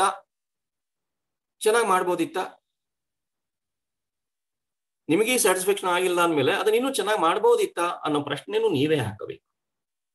8ನೇ ಪ್ರಶ್ನೆ, ಸ್ನೇಹಿತರೊಡನೆ, ಬಂಧು ಬಾಂಧವರೊಡನೆ, ನೆರೆಹೊರೆಯವರೊಡನೆ, ಕಚೇರಿಯಲ್ಲಿ, ಮನೆಯಲ್ಲಿ ನಾನು ಹೇಗೆ ವರ್ತಿಸಿದೆ? ಬಹಳ ಇಂಪಾರ್ಟೆಂಟ್. ಈ ದಿನ ಬೆಳಗಿನ ಸಂಜೆವರೆಗೆ ಯಾರನ್ನು ಭೇಟಿ ಮಾಡಿದ್ದೀನಿ, ಸ್ನೇಹಿತರು, ಬಂಧುಗಳು, ನೆಂಟರು, ನೆರೆಹೊರೆಯವರು, ಕಚೇರಿನಲ್ಲಿ, ಆಫೀಸ್ನಲ್ಲಿ, ಮನೆಯಲ್ಲಿ, ಹೆಂಡತಿ ಮಕ್ಕಳ ಜೊತೆ, ಅಪ್ಪ ಅಮ್ಮನ ಜೊತೆ ಹೇಗೆ ನಾನು ವರ್ತಿಸಿದ್ದೀನಿ, ಆ ವರ್ತನೆ ನೋವನ್ನು ಕೊಟ್ಟಿದೆಯಾ ಅವರಿಗೆ ಅಥವಾ ಆನಂದವನ್ನು ಕೊಟ್ಟಿದೆಯಾ ಅನ್ನೋದು ಡಿಸೈಡ್ ಆಗುತ್ತೆ. ಪಾಪ ಪುಣ್ಯದ ಲೆಕ್ಕ ಕೊಡ್ಬೇಕು ನಾವು. ಯಾರೋ ನರಕದಲ್ಲಿ ಕೊಡ್ಬೇಕು ಯಮನ ಹತ್ರ ಅಂತ ಅದೆಲ್ಲ ಸುಳ್ಳು. ಯಮ ಅಂದ್ರೆ ನೀವೇ, ಚಿತ್ರಗುಪ್ತ ಅಂದ್ರೆ ನೀವೇ, ನಿಮ್ಮ ಅಂತರಂಗದಲ್ಲಿರೋ ಮನಸ್ಸೇ, ಅರಿವೇ ಎಲ್ಲವನ್ನ ರೆಕಾರ್ಡ್ ಮಾಡ್ಕೊಳ್ಳುತ್ತೆ. ನೀವು ಮಾಡಿದ್ರೆ ಬಿಟ್ರೆ ಏನ್ ಪ್ರಯೋಜನ ಇಲ್ಲ. ಬಟ್ ನೀವೇ ಮಾಡಿದ್ರೆ ಕರೆಕ್ಷನ್ ನಿಮ್ ಕೈಲಿರುತ್ತೆ, ಅವನು ಮಾಡಿದ್ರೆ ಶಿಕ್ಷೆ ಅವನ ಕೈಲಿರುತ್ತೆ. ಯೋಚನೆ ಮಾಡ್ಕೊಳ್ಳಿ. ಈ ತರ ಹಲವಾರು ಪ್ರಶ್ನೆಗಳನ್ನ ನೀವು ಕೇಳ್ತಾ ಕೇಳ್ತಾ ಕೇಳ್ತಾ 10 ನಿಮಿಷ ಕೂತ್ಕೊಂಡು ಏನ್ ಮಾಡ್ತಿದ್ದೀರಾ ಅಂದ್ರೆ ಕಣ್ಮುಚ್ಕೊಂಡಿದ್ದೀರಾ, ಪ್ರಶ್ನೆಗಳನ್ನ ಕೇಳ್ತಾ ಇದ್ದೀರಾ. ನಿಮ್ಮ ಒಳಗಡೆ ಒಂದು ಸ್ಕ್ರೀನ್ ಇದೆ, ಆ ಸ್ಕ್ರೀನ್ ಮೇಲೆ ನೀವು ಬೆಳಗಿಂದ ಏನೇನ್ ಮಾಡಿದ್ರಿ ಅನ್ನೋ ಪಿಕ್ಚರ್ ಬರ್ತಾ ಇದೆ. ಅದನ್ನ ನೀವು ಗಮನವಿಟ್ಟು ತದೇಕ ಚಿತ್ತದಿಂದ, ಏಕಾಗ್ರತೆಯಿಂದ, ಎಚ್ಚರದಿಂದ ನೋಡ್ತಾ ಇದ್ದೀರಾ. Please imagine. ಇವಾಗ್ಲೇ ಹೋಗಿ, ಇವಾಗ್ಲೇನೆ ನೀವು ಬೆಳಗ್ಗೆ ಏನ್ ಮಾಡ್ತೀರಿ ಅಂತ ಇವಾಗ್ಲೇ ಹೋಗ್ಬೇಡಿ, ಪಾಠ ಕೇಳಕ್ಕಾಗಲ್ಲ. ಈಗ ಪಾಠ ನಾನು ಏನ್ ಕೇಳ್ತಾ ಇದ್ದೀನಿ ಅನ್ನೋದ್ರ ಬಗ್ಗೆ ಮಾತ್ರ ಜಾಗೃತವಾಗಿರಿ. ಸಂಜೆ ನೀವು ಮಾಡೋದು, ನೈಟ್ ಮಾಡ್ಬೇಕು ಇದನ್ನ. ಕಣ್ಮುಚ್ಚಿ ಬೆಳಗಿಂದ ಏನ್ ಮಾಡಿದೆ ಅನ್ನೋದು ಪರದೆ ಮೇಲೆ ಬರುತ್ತೆ. ಅದನ್ನ ನೋಡಿ, ವೀಕ್ಷಿಸಿ, ಪರಿಶೀಲನೆ ಮಾಡಿ, ತಿದ್ದುಪಡಿಗಳನ್ನ ಮಾಡಿಕೊಳ್ಳಬಹುದು. ಇಷ್ಟು ಸೂಕ್ಷ್ಮ ವಿಚಾರವನ್ನ ನಮಗೆ ಮಹರ್ಷಿಗಳು ತಿಳಿಸಿದ್ದಾರೆ ಸ್ನೇಹಿತರೆ. ನಾವು ಎಷ್ಟು ಅರ್ಥ ಮಾಡ್ಕೊಂಡ್ವಿ ನನಗೆ ಅರ್ಥ ಆಗ್ತಾ ಇಲ್ಲ. ದಯವಿಟ್ಟು ನಿಮ್ಗೆ ಅರ್ಥ ಆಗಿದ್ರೆ ನಿಮ್ಮ ಅನುಭವಗಳನ್ನ ನನ್ನ ಜೊತೆ ಹಂಚ್ಕೊಳ್ಳಿ. ಒಂದು ಎಕ್ಸಾಂಪಲ್ ನೋಡಿ, ಇದರಿಂದ ಸಾಧ್ಯನಾ, ಈ ತರ ಮಾಡೋದ್ರಿಂದ ನಾನು 24 ಗಂಟೆ ಅರಿವಿನಲ್ಲಿರೋದಕ್ಕೆ ಸಾಧ್ಯನಾ ಅನ್ನೋದಕ್ಕೆ ಬೆಂಜಮಿನ್ ಫ್ರಾಂಕ್ಲಿನ್ ಅನ್ನೋ ಒಬ್ಬ ತತ್ವಜ್ಞಾನಿ ಹೇಳ್ತಾರೆ, ಕನ್ನಡಿಯಲ್ಲಿ ನಮ್ಮ ಮುಖವನ್ನು ನೋಡಿಕೊಂಡು ಮೇಕಪ್ ಸರಿಪಡಿಸಿಕೊಳ್ಳುವಂತೆ. ಈಗ ಕನ್ನಡಿ ಮುಂದೆ ನಿಂತ್ಕೊಂಡ್ರೆ ನಿಮ್ ಮೇಕಪ್ ಅನ್ನ ನೀವು ಸರಿಪಡಿಸ್ಕೊಳ್ತೀರೋ ಇಲ್ವೋ? ಸರಿಪಡಿಸ್ಕೊಳ್ತೀವಿ. ಅದೇ ರೀತಿ ಅಂತರಂಗ ಪರಿಶೀಲನೆಯ ಅಭ್ಯಾಸಕ್ಕೆ ನೀವು ಹೊರಟೋದ್ರೆ ನಮಗೂ ಇತರರಿಗೂ ಸಹ್ಯವಲ್ಲದ ಗುಣಗಳನ್ನ ಬಿಟ್ಟು ಬಿಡಲು ಸಾಧ್ಯ. ಈಗ ಮುಖದ ಮೇಲೆ ಏನೋ ಒಂದು ಚಿಕ್ಕ ಇದ್ರೆ ಅದನ್ನ ಅಳಿಸ್ತೀವೋ ಇಲ್ವೋ? ಅದನ್ನ ತಿದ್ದಿ ತೀಡಿ ಅಂದ ಮಾಡ್ಕೊಳ್ತೀವೋ ಇಲ್ವೋ? ಕೂದಲು ಹಾರಾಡ್ತಾ ಇದ್ರೆ ಅದನ್ನ ಪಿನ್ನಾಕ್ ನಿಲ್ಲಿಸ್ತೀವೋ ಇಲ್ವೋ? ಮುಖದಲ್ಲಿ ಬಣ್ಣ ಹೆಚ್ಚಾಗಿದ್ರೆ ಅಳಿಸ್ತೀವಿ, ಕಮ್ಮಿ ಆಗಿದ್ರೆ ಜಾಸ್ತಿ ಮಾಡ್ಕೊಳ್ತೀವಿ. ಕನ್ನಡಿಯಲ್ಲಿ ನೋಡಿ ತಿದ್ಕೊಳ್ತೀವಲ್ವಾ? ಈ ಅಂತರಂಗ ಅನ್ನೋದು ನಮಗೆ ಕನ್ನಡಿ ಆಗ್ಬೇಕು, ನಮಗೆ ಪರದೆಯಲ್ಲಿ ಕಾಣೋ ಪಿಕ್ಚರ್ ತರ ಆಗ್ಬೇಕು. ಏನೇನಿದೆ ಕನ್ನಡಿಯಲ್ಲಿ ಹೆಂಗ್ ತಪ್ಪು ಕಾಣುತ್ತೆ ಅದೇ ರೀತಿ ಅಂತರಂಗ ಅಂದ್ರೆ ಮನಸ್ಸಿನಲ್ಲಿ ನೋಡುವಾಗ ನೀವು 10 ನಿಮಿಷ ಗುರುಗಳು ಕೇಳ್ತಾ ಇರೋದು, only 10 minutes, please spare 10 minutes for introspection. Daily ಮಾಡ್ಬೇಕು. ಅವರು ಸ್ವಾಮೀಜಿ ಆಗ್ಲಿ, ಸ್ವಾಮೀಜಿ ಆಗದೇ ಇರ್ಲಿ, ಅವನ ಕೃಷ್ಣ ಆಗ್ಲಿ, ರಾಮ ಆಗ್ಲಿ ಧ್ಯಾನ ಮಾಡ್ತಾ ಇದ್ದಾರೆ. ಮಹಾದೇವ ಶಿವನು ಧ್ಯಾನ ಮಾಡೋ ಪೊಸಿಷನ್ ಕೊಟ್ಟಿದ್ದಾನೆ. ಆಂಜನೇಯ ಇನ್ನೂ ಧ್ಯಾನ ಮಾಡ್ತಾನೆ ಅಂತ ಕಥೆ ಹೇಳ್ತಾರೆ. ಯಾಕೆ ಮಾಡ್ಬೇಕು ಅವರೆಲ್ಲ ಧ್ಯಾನ? ಯಾರೇ ಆದ್ರೂ ನಿರಂತರ ಪ್ರಜ್ಞಾ ನೆಲೆಯಲ್ಲಿ ಇರಬೇಕು ಅಂದ್ರೆ ಅಂತರಂಗ ಪರಿಶೀಲನೆಯನ್ನ ಮಾಡ್ಲೇಬೇಕು, ಧ್ಯಾನ ಮಾಡ್ಲೇಬೇಕು. ಅವನು ಲಿಸ್ಟ್ ಬರೀಲೇಬೇಕು. ಮಾನಸಿಕವಾಗಿ ಆಗ್ಲಿ ಅಥವಾ ಬೌದ್ಧಿಕವಾಗಿ ಪೇಪರಲ್ಲಾಗ್ಲಿ ಬರೀಲೇಬೇಕು. ಯಾವುದೇ ಜ್ಞಾನಿ ಆಗ್ಲಿ, ಮಹಾನ್ ಒಬ್ಬರು ಹೇಳ್ತಾರೆ, ಅವನು ಯಾರು ಎಷ್ಟು ದೊಡ್ಡ ಜ್ಞಾನಿ ಆದ್ರೂ ಪ್ರತಿದಿನ ಸಂಜೆ ಅವರು ಅಂತರಂಗ ಪರಿಶೀಲನೆ ಮಾಡ್ಕೊಳ್ತಾರೆ. ಅದರಿಂದನೇ ಪ್ರತಿ ದಿವಸ ಅವರು ಇನ್ನೊಂದು ಹೇಳ್ತಾರೆ, ಅಂತರಂಗ ಪರಿಶೀಲನೆಯಲ್ಲಿ ನಾವು ಸಕ್ಸಸ್ ಆದ್ರೆ, ಸಿದ್ಧಿನ ಪಡೆದ್ರೆ, ಅವಿರತವಾಗಿ ಎಚ್ಚರದಿಂದ ಇರೋದನ್ನ ಕಲ್ತು ಬಿಟ್ರೆ, ನೀವು ಯಾವ ಪುಸ್ತಕದಲ್ಲಿ ಓದ್ಬೇಕಾಗಿಲ್ಲ, ಯಾವ ಬುಕ್ಕನ್ನು ಓದ್ಬೇಕಾಗಿಲ್ಲ, ಯಾರ ಸ್ಪೀಚ್ ಅನ್ನು ಕೇಳಬೇಕಾಗಿಲ್ಲ. ನಿಮ್ ಒಳಗಿಂದನೇ ಇನ್ನರ್ ವಾಯ್ಸ್ ನೀವು ಕೇಳ್ಕೊತೀರಾ. ಮೌನ ಧ್ವನಿ ಅಂತಾರೆ ಅದಕ್ಕೆ, ಒಳಗಡೆ ಅಂತರಂಗ ಧ್ವನಿ ಅಂತಾರೆ. ಆಗ ಭಗವಂತ ಮಾತಾಡ್ತಾನೆ. ಈಗ ನಾನ್ ಮಾತಾಡ್ತಾ ಇದ್ದೀನಿ, ನಾನು ಅಂತರಂಗ ಪರಿಶೀಲನೆಗೆ ಹೋದ್ರೆ ಒಳಗಡೆ ಭಗವಂತ ಮಾತಾಡ್ತಾನೆ. ನೀನ್ ಏನ್ ತಪ್ಪು ಮಾಡ್ದೆ, ನೀನ್ ಈ ತರ ನಡ್ಕೊಂಡ್ಯಾ, ನೀನ್ ಈ ತರ ಹೇಳ್ದಲ್ಲ, ಇವತ್ತು ನೀನ್ ಏನೋ ಹೇಳ್ತಾ ಇದೀಯಲ್ಲ, ಇದನ್ನ ನೀನ್ ಮಾಡ್ತಾ ಇದೀಯಾ ಅಂತ ನನಗೆ 15 ದಿವಸದಿಂದ ತಲೆ ತಿಂದಿದ್ದಾನೆ. ಈ ಭಾಷಣ ಮಾಡ್ಲಿಕ್ಕೆ ನಿಜವೂ ನನ್ಗೆ ಇವತ್ತು ಸಂಪೂರ್ಣ ಇಷ್ಟ ಇರ್ಲಿಲ್ಲ, ಬಟ್ ಒಪ್ಕೊಂಡು ಕೆಲಸ ಮಾಡ್ಲೇಬೇಕಲ್ವಾ? ಅದಕ್ಕೋಸ್ಕರ ನಾನು ಮಾಡ್ತಾ ಇದ್ದೀನಿ, ನಿಮ್ ಜೊತೆ ಹಂಚ್ಕೊಳ್ತಾ ಇದ್ದೀನಿ ಅಷ್ಟೇ. ನಾನು ಇದ್ದೀನ ಈ ತರ, ನಾನು ಏನ್ ಇವಾಗ ಹೇಳ್ತಾ ಇದ್ದೀನಿ ಆ ತರ ನಾನು ಇದ್ದೀನ? ಅದು ಒಳಗಡೆ ಅಂತರಂಗ ಮಾತಾಡೋಕೆ ಶುರುವಾಗ್ಬಿಟ್ಟಿದೆ. ಎಲ್ರಿಗೂ ಆಗತ್ತದು, ನಿಮಗೂ ಆಗತ್ತೆ, ನನಗೂ ಆಗತ್ತೆ. ನೀವ್ ಯಾವ್ದಾರ ಒಂದ್ ಕೆಲಸ ಮಾಡುವಾಗ ಮಾಡ್ಬೇಕಾ ಬೇಡವಾ, ಒಳ್ಳೇದ ಕೆಟ್ಟದ ನಿಮ್ಗೆ ಹೇಳ್ತೋ ಇಲ್ವಾ ಒಳಗಡೆ? ಅದು ಇನ್ನರ್ ವಾಯ್ಸ್, ಭಗವಂತನ ಧ್ವನಿ ಅದು. ಕೆಟ್ಟದ್ದಿದ್ರೆ ಗುಣಗಳನ್ನ ಬಿಟ್ಟು ಬಿಡ್ಬೋದು, ಹಾಗೂ ಉತ್ತಮ ಗುಣಗಳನ್ನ ಅರ್ಜಿಸಲು ಸಂಪಾದನೆ ಮಾಡೋಕೆ ಸಾಧ್ಯ ಆಗತ್ತೆ ಅಂತ ಹೇಳಿ ಬೆಂಜಮಿನ್ ಫ್ರಾಂಕ್ಲಿನ್ ಅವರು ಹೇಳ್ತಾರೆ. ಇದಕ್ಕೆ ಏನ್ ಮಾಡ್ಬೇಕು ಅದನ್ನು ಮಹಾನ್ ಹೇಳ್ತಾರೆ. ಮೊದಲು ಸುಲಭವಾದ ಅಲ್ಪ ಸಮಯದಲ್ಲಿ ಅಲ್ಪ ಶ್ರಮದಿಂದ ಸಾಧ್ಯವಾಗುವಂತಹ ಸಣ್ಣ ಸಣ್ಣ ತಿದ್ದುಪಡಿಗಳನ್ನ ಅಭ್ಯಾಸಕ್ಕೆ ತರಬೇಕು. ಫಾರ್ ಎಕ್ಸಾಂಪಲ್, ನಾನು ಬೆಳಗ್ಗೆ 6 ಗಂಟೆಗೆ ಎದ್ದೇಳಬೇಕು, ಆಗ್ತಾ ಇಲ್ಲ. 5:15 ಎದ್ದೆ, 5:45 ಎದ್ದೆ, 6:15 ಎದ್ದೆ, 7 ಗಂಟೆಗೆ ಎದ್ದೆ. 4 ದಿವಸದ್ದು ನಾನು ಬರೆದಿದ್ದೀನಿ. ಅದರಲ್ಲಿ 6 ಗಂಟೆಗೆ ನಾನು ಹೇಳ್ಬೇಕು, ಆದ್ರೆ ನಾನು ಹೇಳ್ತಾ ಇರೋದು 6:15ಕ್ಕೆ, 6:15, 6:45. ನನ್ನ ಕೈಲಿ 6 ಗಂಟೆಗೆ ಹೇಳಕ್ ಸಾಧ್ಯವಾಗಲ್ಲ, ಮುಗಿದೋಯ್ತು ಕತೆ. ಇಲ್ಲ, ಒಂದು ಸಂಕಲ್ಪ ಮಾಡ್ಬೇಕು, ನಾನು 6 ಗಂಟೆಗೆ ಹೇಳಲೇಬೇಕು. ಅದಕ್ಕೆ ಏನ್ ಮಾಡ್ಬೇಕು? ನನ್ನ ಟೈಮ್ ಫಿಕ್ಸ್ ಮಾಡ್ಕೋಬೇಕಾಗಿರೋದು 5:45ಗೆ. 5:45 ಫಿಕ್ಸ್ ಮಾಡ್ಕೋಬೇಕು ಮನಸ್ಸಲ್ಲಿ. ನೀವು 5:45 ಫಿಕ್ಸ್ ಮಾಡಿ. ಮೊದಲನೇ ದಿವಸ 5:50 ಎದ್ದೇಳ್ತೀರಾ, ನೆಕ್ಸ್ಟ್ 5:55ಕ್ಕೆ ಎದ್ದೇಳ್ತೀರಾ, 3ನೇ ದಿವಸ 5:58ಕ್ಕೆ ಎದ್ದೇಳ್ತೀರಾ, 4ನೇ ದಿವಸದ ನಂತರ ಕರೆಕ್ಟ್ ಆಗಿ 6 ಗಂಟೆಗೆ 1 ನಿಮಿಷ ಮೊದಲು ಎದ್ದೇಳ್ತೀರಾ. ಇದು ನಿಮ್ಗೆ ಆಗಿದೆಯಾ ಇಲ್ವೋ? ನೀವು 6 ಗಂಟೆಗೆ ಅಲಾರಾಮ್ ಇಡ್ತೀರಾ, 5:59ಕ್ಕೆ ಎದ್ದೇಳ್ತೀರಾ. That is you are in awareness. 4ನೇ ದಿವಸದಿಂದ ರಿಯಲೈಸೇಷನ್ ಸ್ಟಾರ್ಟ್ ಆಗುತ್ತೆ. ರಿಯಲೈಸೇಷನ್ ಅಂದ್ರೆ ಒಂದೇ ಸರಿ ಏನೋ ಆಗ್ಬಿಡೋದಲ್ಲ, ಅದು ಸತತವಾದ ನಿರಂತರವಾದ ಅಂತರಂಗ ಪರಿಶೀಲನೆ, ಧ್ಯಾನ ಮತ್ತು ಅಭ್ಯಾಸ. ದಿವಸ ಬರೀಲೇಬೇಕು, ದಿವಸ ಮಾಡಲೇಬೇಕು. ಸಣ್ಣ ಸಣ್ಣದನ್ನ ನಾವು ಚೇಂಜ್ ಮಾಡ್ಕೊಳ್ತಾ ಬಂದ್ರೆ ಆಮೇಲೆ ನಮಗೆ ದೊಡ್ಡದು ಸಿಗತ್ತೆ. ಯಾರು ಜೀವನದಲ್ಲಿ ನಿರ್ದಿಷ್ಟ ಅಭ್ಯಾಸಗಳಿಲ್ಲದೆ ಅನಿಶ್ಚಿತ ಹಾಗೂ ಅಸ್ತವ್ಯಸ್ತವಾದ ಅಭ್ಯಾಸಗಳನ್ನ ಪ್ರಜ್ಞಾಪೂರ್ವಕವಾಗಿ ಮಾಡಬೇಕಾಗ್ತದೋ ಅವರ ಜೀವನ ದುಃಖಮಯವಾಗುತ್ತೆ. ಪ್ರಜ್ಞಾಪೂರ್ವಕವಾಗೇನೇ ಮಾಡ್ತಾ ಇದ್ದೀವಿ, ನಿರ್ದಿಷ್ಟವಾದ ಅಭ್ಯಾಸ ಇಲ್ಲ, ಅನಿಶ್ಚಿತತೆ ಇದೆ, ಅಸ್ತವ್ಯಸ್ತತೆ ಇದೆ, ನಿಯಮಬಾಹಿರವಾಗಿದೆ, ಸನ್ಮಾರ್ಗದಲ್ಲಿ ಇಲ್ಲ, ಆದ್ರೆ ಪ್ರಜ್ಞಾಪೂರ್ವಕವಾಗಿ ಮಾಡಕ್ ಹೋಗ್ತಾ ಇದ್ದೀವಿ, ಆಗಲ್ಲ, ದುಃಖಮಯ ಆಗತ್ತೆ. ನಿರ್ಣಯದಲ್ಲಿ ತಪ್ಪಾಗತ್ತೆ, ಕಾಲಹರಣ ಆಗತ್ತೆ. ಜಾಗೃತ ಪ್ರಜ್ಞೆಯಲ್ಲಿ ಮಾಡಬೇಕಾದ ಅಗತ್ಯ ಕೆಲಸಗಳ ಬಗ್ಗೆ ಮಾಡಬೇಕಾ ಬೇಡವಾ ಅನ್ನೋ ಸಂದೇಹ ಉಂಟಾಗತ್ತೆ. ಸಂದೇಹ ಬಂದ್ರೆ ಅರಿವಿನಲ್ಲಿ ಎಚ್ಚರವನ್ನ ಪಡೆಯೋಕೆ ಸಾಧ್ಯ ಇಲ್ಲ. ನೀವ್ ಏನ್ ಅಭ್ಯಾಸ ಮಾಡಿದ್ರು ಆಗಲ್ಲ. ಸಂದೇಹವೇ ಇರಬಾರ್ದು, ಸ್ಪಷ್ಟತೆ ಇರಬೇಕು. ಅದಕ್ಕೆ ನಾವು ನಿಯಮಬದ್ಧವಾಗಿ ಕೆಲಸ ಮಾಡೋದನ್ನ ಕಲಿಬೇಕು. Order of function is very important. ಕ್ರಿಯೆ ಮಾಡೋದಲ್ಲ, ಆರ್ಡರ್, ಕ್ರಮವಾಗಿ, ನಿಯಮಬದ್ಧವಾಗಿ, ಪ್ರಕೃತಿ ನಿಯಮಕ್ಕನುಗುಣವಾಗಿ ಯಾವುದೇ ಕೆಲಸ ಮಾಡಿ. ಫಲ ಕೊಡುತ್ತೆ, ಒಳ್ಳೇದು, ಕೆಟ್ಟದ್ದು ಬರಕ್ ಸಾಧ್ಯನೇ ಇಲ್ಲ.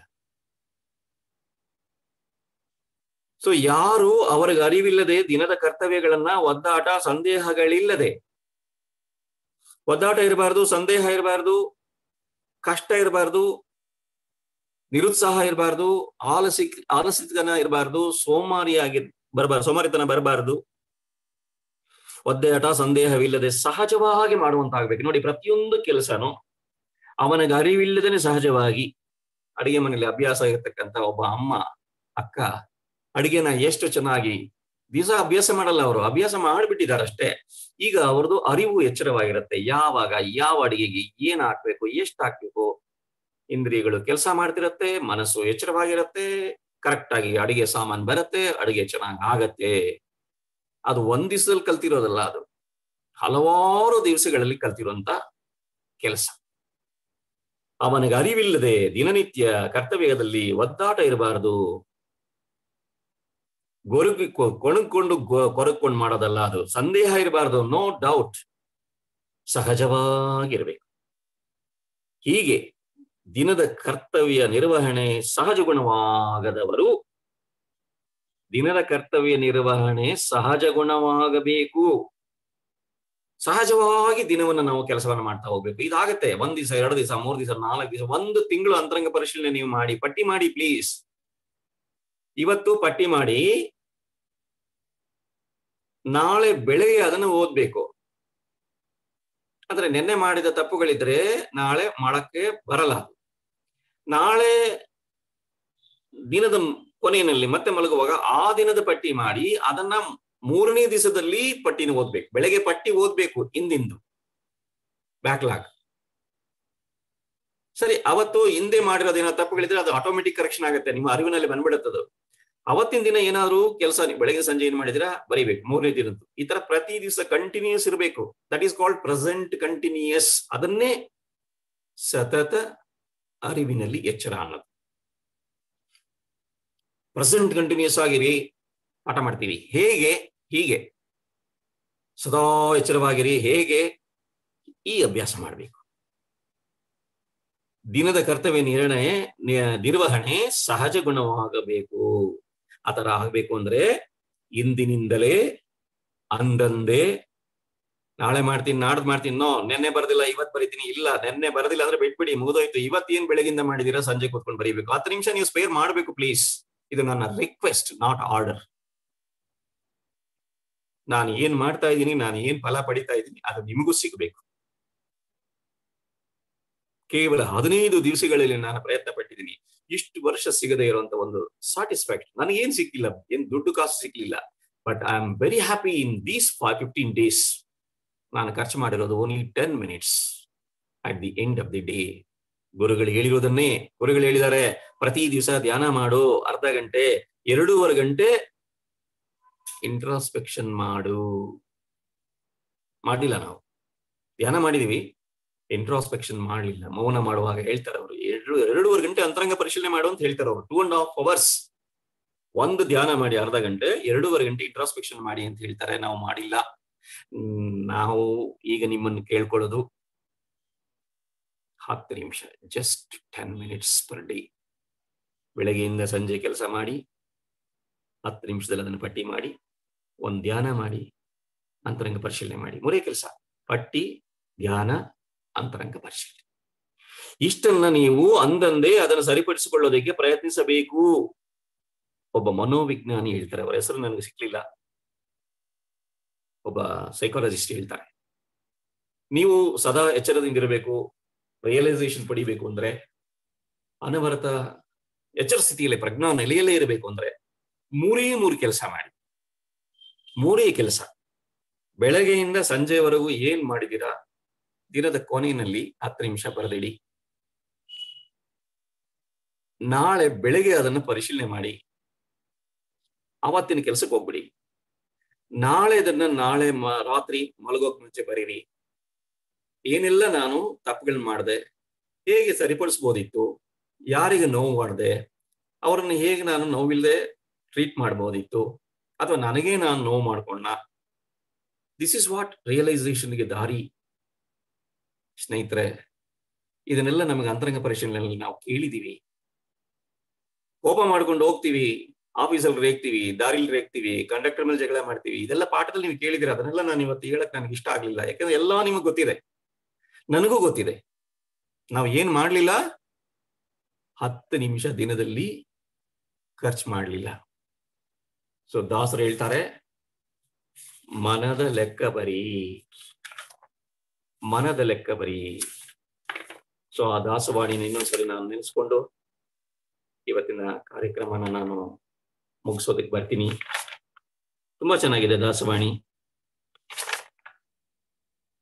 ಪಾಪ ಪುಣ್ಯದ ವೆಚ್ಚ ಮನವ ಶೋಧಿಸಬೇಕು ನಿಚ್ಚ, ಮನವ ಶೋಧಿಸಬೇಕು ನಿಚ್ಚ, ಅನುದಿನ ಮಾಡುವ ಪಾಪ ಪುಣ್ಯದ ವೆಚ್ಚ. ದಿಸ್ ಇಸ್ ವಾಟ್ ಇಂಟ್ರಾಸ್ಪೆಕ್ಷನ್ ಮಹರ್ಷಿ ಹೇಳಿರೋದು ನಮಗೆ. ಇಂಟ್ರಾಸ್ಪೆಕ್ಷನ್ ಮಾಡಲೇ ಇಲ್ಲ ನಾವು. ಸೊ ಇಂದಿನಿಂದ ನೀವು ಮಾಡಬೇಕು. ನಿಮ್ಮಿಂದ ನಾನು ಒಂದು ಗಿಫ್ಟ್ ಕೇಳ್ತೀನಿ ಅಂತ ಹೇಳಿದ್ದೆ. ನನಗೆ ಯಾರೆಲ್ಲ ಇದನ್ನ ನಿಮ್ಗೆ ಇಷ್ಟ ಆಗಿದೆ ಇವತ್ತು, ಅಥವಾ ಯಾರೆಲ್ಲ ಇದನ್ನ ಪ್ರಾರಂಭ ಮಾಡ್ಬೇಕು ಅಂತಿದ್ದೀರಾ, ನಿಮ್ಮ ಫೋನ್ ನಂಬರ್ಸ್ ನನಗೆ ಬೇಕು. ನೀವು ಏನ್ ಮಾಡ್ತಾ ಇದ್ದೀರಾ ಅನ್ನೋದನ್ನ ನಾನು ಫಾಲೋ ಮಾಡ್ಬೇಕು. ನಾನು ನಿಮ್ ಜೊತೆನಲ್ಲಿ ಮಾಡ್ಬೇಕು. ಇಬ್ರು ಜೊತೆನಲ್ಲಿ ಅಂತರಂಗ ಪರಿಶೀಲನೆ ಮಾಡ್ತಾ ಸದಾ ಪ್ರಜ್ಞಾ ನೆಲೆಯಲ್ಲಿ ಇರೋದಕ್ಕೆ ಪ್ರಯತ್ನ ಪಟ್ಬಿಡೋಣ. ಅಭ್ಯಾಸ, ಪ್ರಯತ್ನ ಎರಡೇ ಬಹಳ ಇಂಪಾರ್ಟೆಂಟ್. ಆತರ ನಿಮ್ಮನ್ನ ಕೇಳ್ಕೊಂತ, ನೀವು ಎಷ್ಟು ಜನ ಭಾಗವಹಿಸಿದಿರೋ ಅದರಲ್ಲಿ 10 ಜನ ಆದ್ರೂ ಪರಿವರ್ತನೆಗೆ ಇದನ್ನ ನೀವು ದಾರಿ ಮಾಡ್ಕೊಂಡ್ರೆ ಖಂಡಿತ ಚೇಂಜ್ ಆಗ್ತೀರಾ. ಮಹಾನ್ ಹೇಳ್ತಾರೆ, ಕನಿಷ್ಠ 1 ವರ್ಷ ಸತತವಾಗಿ ನೀವು ಅಭ್ಯಾಸ ಮಾಡಿದ್ರೆ ಯು ವಿಲ್ ರಿಯಲೈಸ್ ಎವ್ರಿಥಿಂಗ್. ಯಾವ್ದು ಸರಿ ಯಾವ್ದು ತಪ್ಪು ಅನ್ನೋದು ನಿಮಗೆ ಗೊತ್ತಾಗ್ಬಿಡ್ತದೆ. ವಿವೇಕ ವೈರಾಗ್ಯ ಮೂಡುತ್ತೆ. ಶಂಕರಾಚಾರ್ಯರು ಹೇಳ್ತಾರೆ, ಸಾಕ್ಷಾತ್ಕಾರ ಅಂದ್ರೆ ಇದೇನೇ ಅಂತ ಹೇಳ್ತಾ, ಇಂದಿನ ಒಂದು ಅವಕಾಶವನ್ನು ಕೊಟ್ಟಂತ WCSC ಕರ್ನಾಟಕ ವಲಯದ ಅಧ್ಯಕ್ಷರಿಗೂ, ಸ್ಮಾರ್ಟ್ನ ಉಪಾಧ್ಯಕ್ಷರಿಗೂ, ಕಾರ್ಯಕ್ರಮದ ರೂವಾರಿಗಳಿಗೂ, ಮುಖ್ಯವಾಗಿ ಸಹನೆಯಿಂದ ಕೇಳಿದಂತ ಆತ್ಮಗಳಿಗೂ ವಂದಿಸಿ ನನ್ನ ಈ ಚಿಂತನ ವಿಷಯವನ್ನು ಮುಗಿಸ್ತಾ ಇದ್ದೀನಿ. ಬಾಳ್ಗೆ ಸಮೃದ್ಧಿಯೊಂದಿಗೆ ದೈವಿಕ ಮಹಾಶಕ್ತಿಯು ನಿಮಗೂ ನಿಮ್ಮ ಕುಟುಂಬಕ್ಕೂ ದೇಹ ಆರೋಗ್ಯ, ದೀರ್ಘಾಯುಸು, ಸಾಕಷ್ಟು ಐಶ್ವರ್ಯ, ಉನ್ನತ ಕೀರ್ತಿ, ಸತ್ಯ ಜ್ಞಾನವನ್ನು ನೀಡಲಿ. ಬಾಳ್ಗೆ ಭೂಮಂಡಲ, ಬಾಳ್ಗೆ ಭೂಮಂಡಲ, ಬಾಳ್ಗೆ ಸಮೃದ್ಧಿಯೊಂದಿಗೆ. Thank you very much. ಬಾಳ್ಗೆ ಸಮೃದ್ಧಿಯೊಂದಿಗೆ sir. Thank you very much sir. ಈ ದಿನದ ಆಧ್ಯಾತ್ಮಿಕ ಚಿಂತನೆಯನ್ನು ನಡೆಸಿಕೊಟ್ಟ ಸ್ಕೈ ಪ್ರಾಧ್ಯಾಪಕರಿಗೆ ಧನ್ಯವಾದಗಳು. ಸ್ನೇಹಿತರೆ, ಈಗ ಪ್ರಶ್ನೋತ್ತರ ಸಮಯ. ಯಾರಿಗಾದ್ರೂ ಇವತ್ತಿನ ವಿಷಯದ ಬಗ್ಗೆ ಪ್ರಶ್ನೆಗಳು ಕೇಳೋದಿದ್ರೆ ರೇಸನ್ ಬಟನ್ ಕ್ಲಿಕ್ ಮಾಡಿ ಪ್ರಶ್ನೆಗಳನ್ನ ಕೇಳಿ. ನೀವು ಪ್ರಶ್ನೆಗಳನ್ನ ಕೇಳಕ್ ಮುಂಚೆ ಒಂದು ಪ್ರಮುಖವಾದ ಸೂಚನೆ ಸ್ನೇಹಿತರೆ.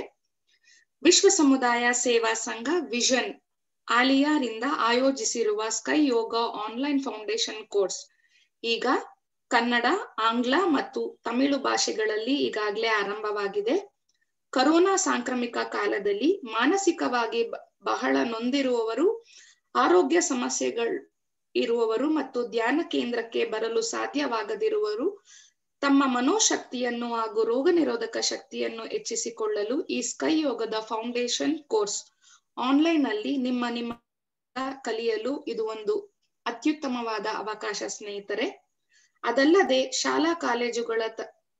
ಶಾಲಾ ಕಾಲೇಜುಗಳು ತೆರೆಯದೇ ಇರುವ ಈ ಕಾಲದಲ್ಲಿ ಮಕ್ಕಳು ಸದ್ಗುಣಗಳನ್ನು ಬಳಸಿಕೊಂಡು ಆರೋಗ್ಯವನ್ನು ಕಾಪಾಡಿಕೊಂಡು ಪರೀಕ್ಷೆಗಳನ್ನು ಧೈರ್ಯವಾಗಿ ಎದುರಿಸಲು ಇದು ಒಂದು ಸದಾವಕಾಶ ಅಂತಾನೆ ಹೇಳ್ಬೋದು ಸ್ನೇಹಿತರೆ.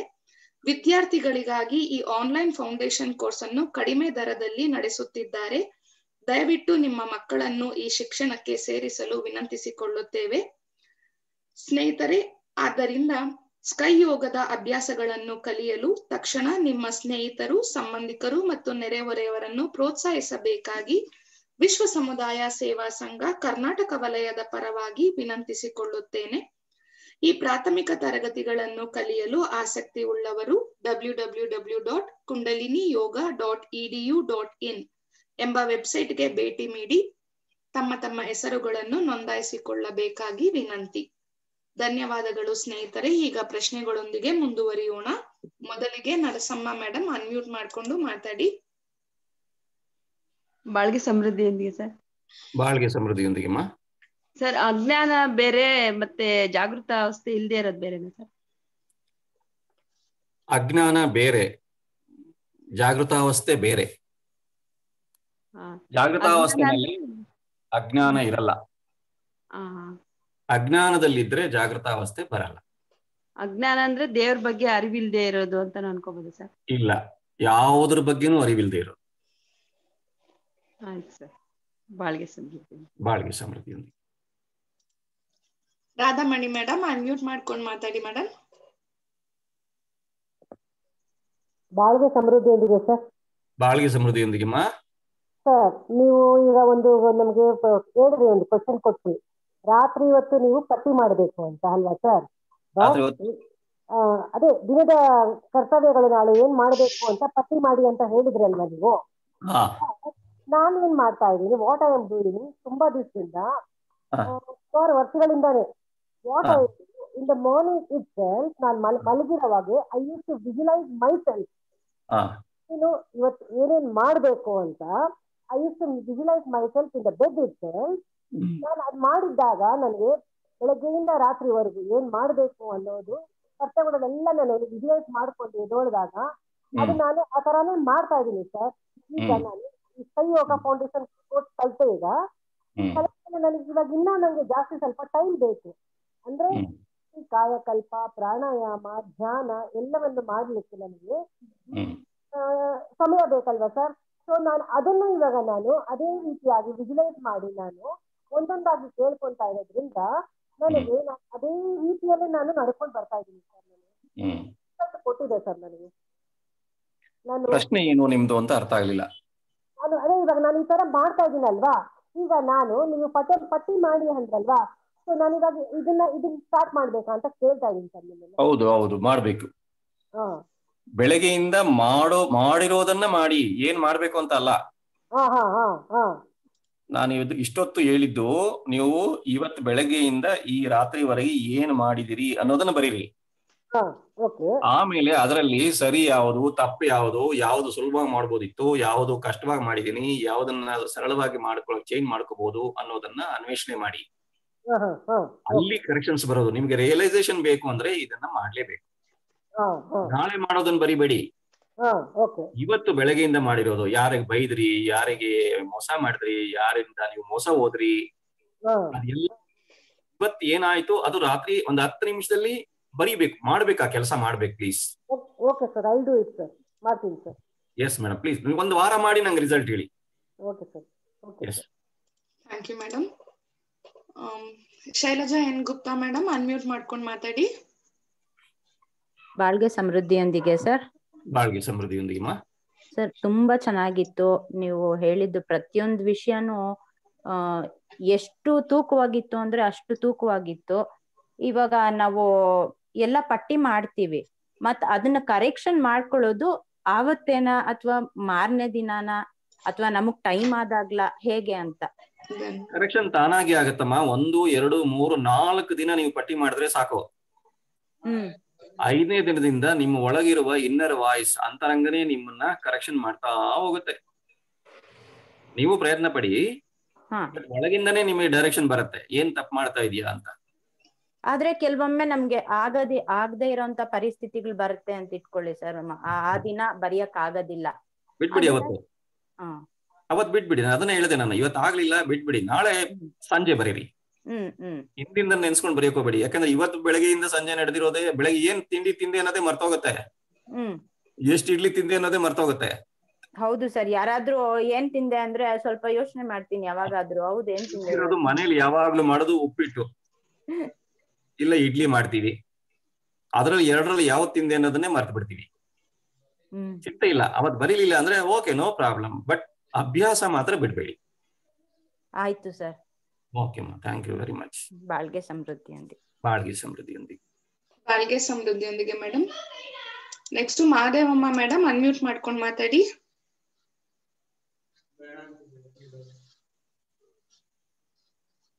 ಮಹಾದೇವಮ್ಮ ಮೇಡಮ್, ಅನ್ಮ್ಯೂಟ್ ಮಾಡ್ಕೊಳ್ಳಿ. ಬಾಳ್ಗೆ ಸಮೃದ್ಧಿಯೊಂದಿಗೆ ಸರ್. ಬಾಳ್ಗೆ ಸಮೃದ್ಧಿಯೊಂದಿಗೆ ಮಾ ಸರ್.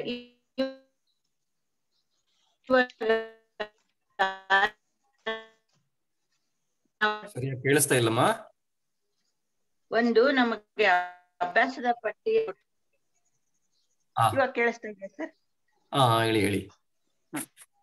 ಈಗ ಬೆಳಿಗ್ಗೆ ನಾವು ಡಿಪ್ಲೊಮಾ ಮಾಡುವಾಗ ಒಂದು ನಮ್ಗೆ ಅಭ್ಯಾಸದ ಪಟ್ಟಿ ಅಂತ ಕೊಟ್ಟಿದ್ರು ಸರ್. ಹೌದು, ಫೌಂಡೇಶನ್ ಕೋರ್ಸ್ ಅಲ್ಲಿ ಕೊಡ್ತಾರೆ.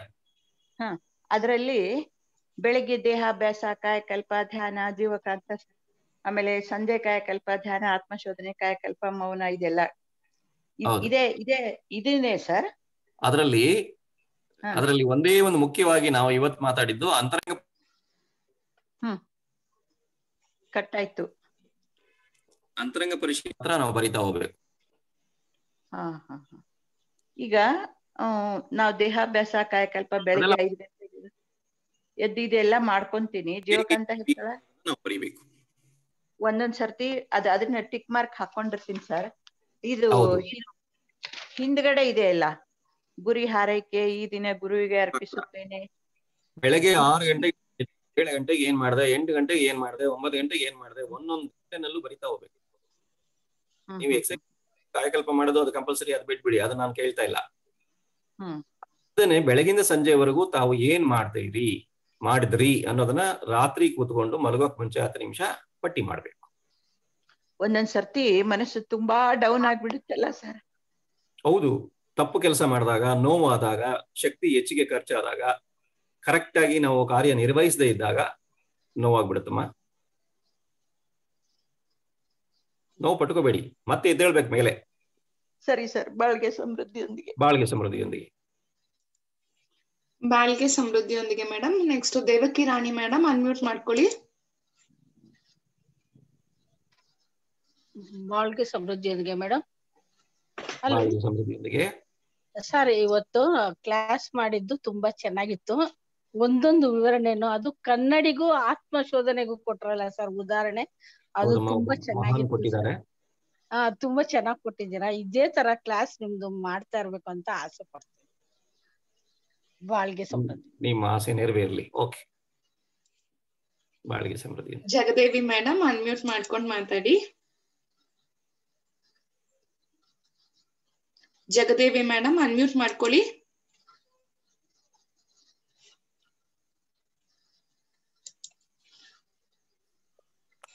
ಬಾಳ್ಗೆ ಸಮೃದ್ಧಿಯೊಂದಿಗೆ ಮೇಡಮ್. ಮೇಡಮ್ ಮಾತಾಡಿ. ಬಾಳ್ಗೆ ಸಮೃದ್ಧಿಯೊಂದಿಗೆ ಸರ್. ಬಾಳ್ಗೆ ಸಮೃದ್ಧಿಯೊಂದಿಗೆ ಸರ್, ಪಾಠ ಚೆನ್ನಾಗಿತ್ತು, ಇನ್ಸ್ಪಿರೇಷನ್ ಆಗಿತ್ತು. ಈಗ ಪಟ್ಟಿ ಮಾಡಿ ಕಳಿಸಿ ಅಂದ್ರಲ್ಲ ಸರ್, ಹೇಗೆ ಕಳ್ಸೋದು ನಾವು? ನೀವು ಪಟ್ಟಿ ಮಾಡಿರೋದನ್ನ ಕಳಿಸ್ಬೇಡಿ. ನೀವು ಪಟ್ಟಿ ಮಾಡ್ತಾ ಇದ್ದೀರಾ ಇಲ್ವಾ ಅನ್ನೋ ಒಂದು ಎಸ್ ಆರ್ ನೋ ಕಳ್ಸಿದ್ರೆ ಸಾಕು ನನಗೆ. ಸರಿ, ಯಾವ ನಂಬರಿಗೆ ಕಳ್ಸೋದು? ನನ್ನ ಮೊಬೈಲ್ ನಂಬರ್ಗೆ ನೀವು ಕಳಿಸಿದ್ರೆ ಸಾಕು. ವಾಟ್ಸ್ಆಪ್ ಕಳಿಸಿದ್ರೆ ಸಾಕು. ಹೇಳಿ ಸರ್, ನಂಬರ್ ಹೇಳಿ sir. 9342 9342 751 751 732 732. Okay, thank you sir. Sir, ಇನ್ನೊಂದು ಪ್ರಶ್ನೆ ನಂದು. ಹೇಳಿ. ಈಗ ನಾನ್ ಮಾಡಿರೋದು ನನಗೆ ಸರಿ ಅನಿಸಬಹುದು, ಬೇರೆಯವ್ರಿಗೆ ಅದು ಸರಿ ಅನಿಸದೇ ಇರಬಹುದು. ಬೇರೆಯವ್ರ ಬಗ್ಗೆ ಬೇಡ, ಅಂತರಂಗ ಪರಿಶೀಲನೆ ನಿಮ್ಮದ್ ಮಾತ್ರ ಮಾಡ್ಕೊಳಕ್ ಸಾಧ್ಯಮ್ಮ. ನೀವು ತಿದ್ದುಪಡಿ ನಿಮಗೋಸ್ಕರ ಅಷ್ಟೇ. Okay okay, thank you sir. ಬಾಳ್ಗೆ ಸಮೃದ್ಧಿ.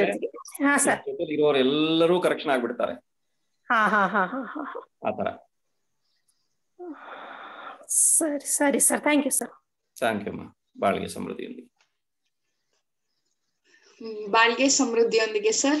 Thank you very much sir. ಇನ್ ಯಾರು ಹ್ಯಾಂಡ್ಸ್ ರೈಸ್ ಮಾಡಿಲ್ಲ, ಮುಗಿಸ್ಕೊಳ್ಳೋಣ sir. Okay okay, thank you sir. ಬಾಳ್ಗೆ ಸಮೃದ್ಧಿಯೊಂದಿಗೆ. ಸ್ನೇಹಿತರೆ, ಈ ದಿನದ ಆಧ್ಯಾತ್ಮಿಕ ಚಿಂತನೆಯನ್ನು ನಡೆಸಿಕೊಟ್ಟ ಸ್ಕೈ ಪ್ರಾಧ್ಯಾಪಕರಿಗೆ ಧನ್ಯವಾದ ಹೇಳುವ ಸಮಯ. ಎಲ್ಲರೂ ಮನಸ್ಸನ್ನು ತುರಿಯಂನಲ್ಲಿ ಕೇಂದ್ರೀಕರಿಸಿ ಅವರನ್ನು ಹಾರೈಸೋಣ. ಸ್ಕೈ ಪ್ರಾಧ್ಯಾಪಕರಾದ ಕಾಂತರಾಜ್ ಸರ್ ಅವರು ಮತ್ತು ಅವರ ಕುಟುಂಬ ಬಾಳ್ಗೆ ಸಮೃದ್ಧಿಯೊಂದಿಗೆ, ಅವರ ದೇಹ ಆರೋಗ್ಯ ಬಾಳ್ಗೆ ಸಮೃದ್ಧಿಯೊಂದಿಗೆ, ಅವರ ಆಧ್ಯಾತ್ಮಿಕ ಸೇವೆ ಹೀಗೆ ನಿರಂತರವಾಗಿ ನಡೆಯಲಿ ಅಂತ ಹಾರೈಸೋಣ. ಬಾಳ್ಗೆ ಸಮೃದ್ಧಿಯೊಂದಿಗೆ. ಸ್ನೇಹಿತರೆ, ನಾಳಿನ ಆತ್ಮ ಸಂಗಮ ಕಾರ್ಯಕ್ರಮಗಳ ವಿವರಗಳು ಹೀಗಿವೆ. ನಾಳೆ ಬೆಳಿಗ್ಗೆ 5:45ಕ್ಕೆ ತುರಿಯಾತೀತ ಧ್ಯಾನ, 6:20ಕ್ಕೆ ಕಾಯಕಲ್ಪ ಮತ್ತು ದೇಹಾಭ್ಯಾಸ.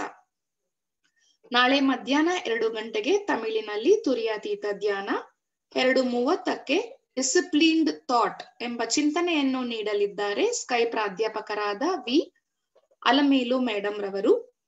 ನಾಳೆ ಸಂಜೆ ಸ್ನೇಹಿತರೆ 4:15ಕ್ಕೆ ಕನ್ನಡದಲ್ಲಿ ತುರಿಯಾತೀತ ಧ್ಯಾನ, 4:45ಕ್ಕೆ ವಿಶ್ವಶಾಂತಿಗಾಗಿ ಹಾರೈಕೆ, 4:55ಕ್ಕೆ ಗುರು ವಂದನೆ ಸಲ್ಯೂಟೇಷನ್ ಟು ಗುರು ಎಂಬ ಚಿಂತನೆಯನ್ನು ನೀಡಲಿದ್ದಾರೆ ಸ್ಕೈ ಉಪ ಪ್ರಾಧ್ಯಾಪಕರಾದ ಮಂಜುಳಾ ಮೇಡಮ್ ರವರು. ಧನ್ಯವಾದಗಳು ಸ್ನೇಹಿತರೆ.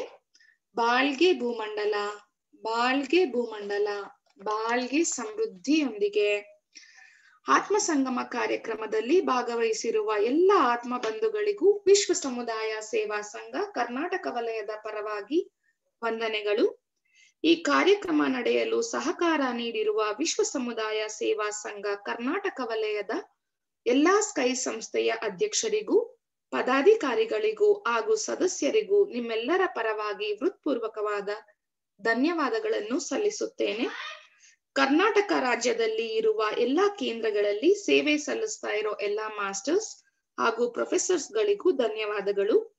ಈ ಆತ್ಮ ಸಂಗಮ ಕಾರ್ಯಕ್ರಮ ಯಶಸ್ವಿಪೂರ್ಣವಾಗಿ ನಡೆಯಲು ಬಹಳ ಪ್ರಮುಖ ಪಾತ್ರವನ್ನು ವಹಿಸಿರುವ ವಿಶ್ವ ಸಮುದಾಯ ಸೇವಾ ಸಂಘ ಕರ್ನಾಟಕ ವಲಯದ ಅಧ್ಯಕ್ಷರು ಹಾಗೂ ಸ್ಮಾರ್ಟ್ ಶಾಖೆಯ ಉಪಾಧ್ಯಕ್ಷರ ಮಾರ್ಗದರ್ಶನಕ್ಕಾಗಿ ನಿಮ್ಮೆಲ್ಲರ ಪರವಾಗಿ ತುಂಬು ಹೃದಯದ ಕೃತಜ್ಞತೆಗಳನ್ನು ಸಲ್ಲಿಸುತ್ತೇನೆ.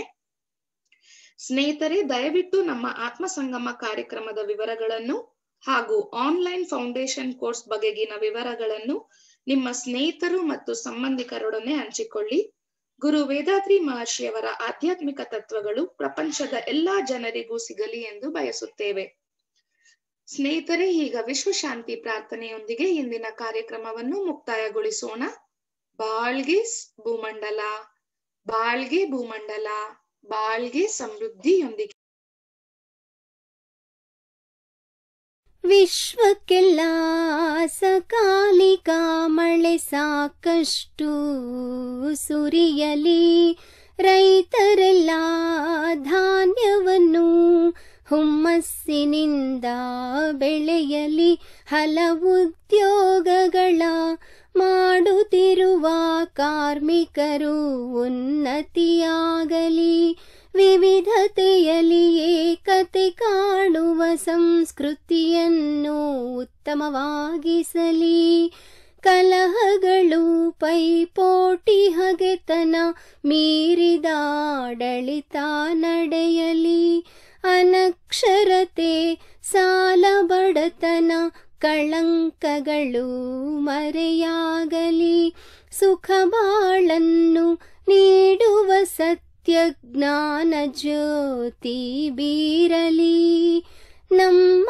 ಕರ್ತವ್ಯ ಧಾರ್ಮಿಕ ಬಾಳ್ವೆಯ ಗುರಿಯನ್ನೇ ಉತ್ತಮವಾಗಿಸಲಿ, ನಮ್ಮ ಕರ್ತವ್ಯ ಧಾರ್ಮಿಕ ಬಾಳ್ವೆಯ ಗುರಿಯನ್ನೇ ಉತ್ತಮವಾಗಿಸಲಿ, ನಮ್ಮ ಕರ್ತವ್ಯ ಧಾರ್ಮಿಕ ಬಾಳ್ವೆಯ ಗುರಿಯನ್ನೇ ಉತ್ತಮವಾಗಿಸಲಿ.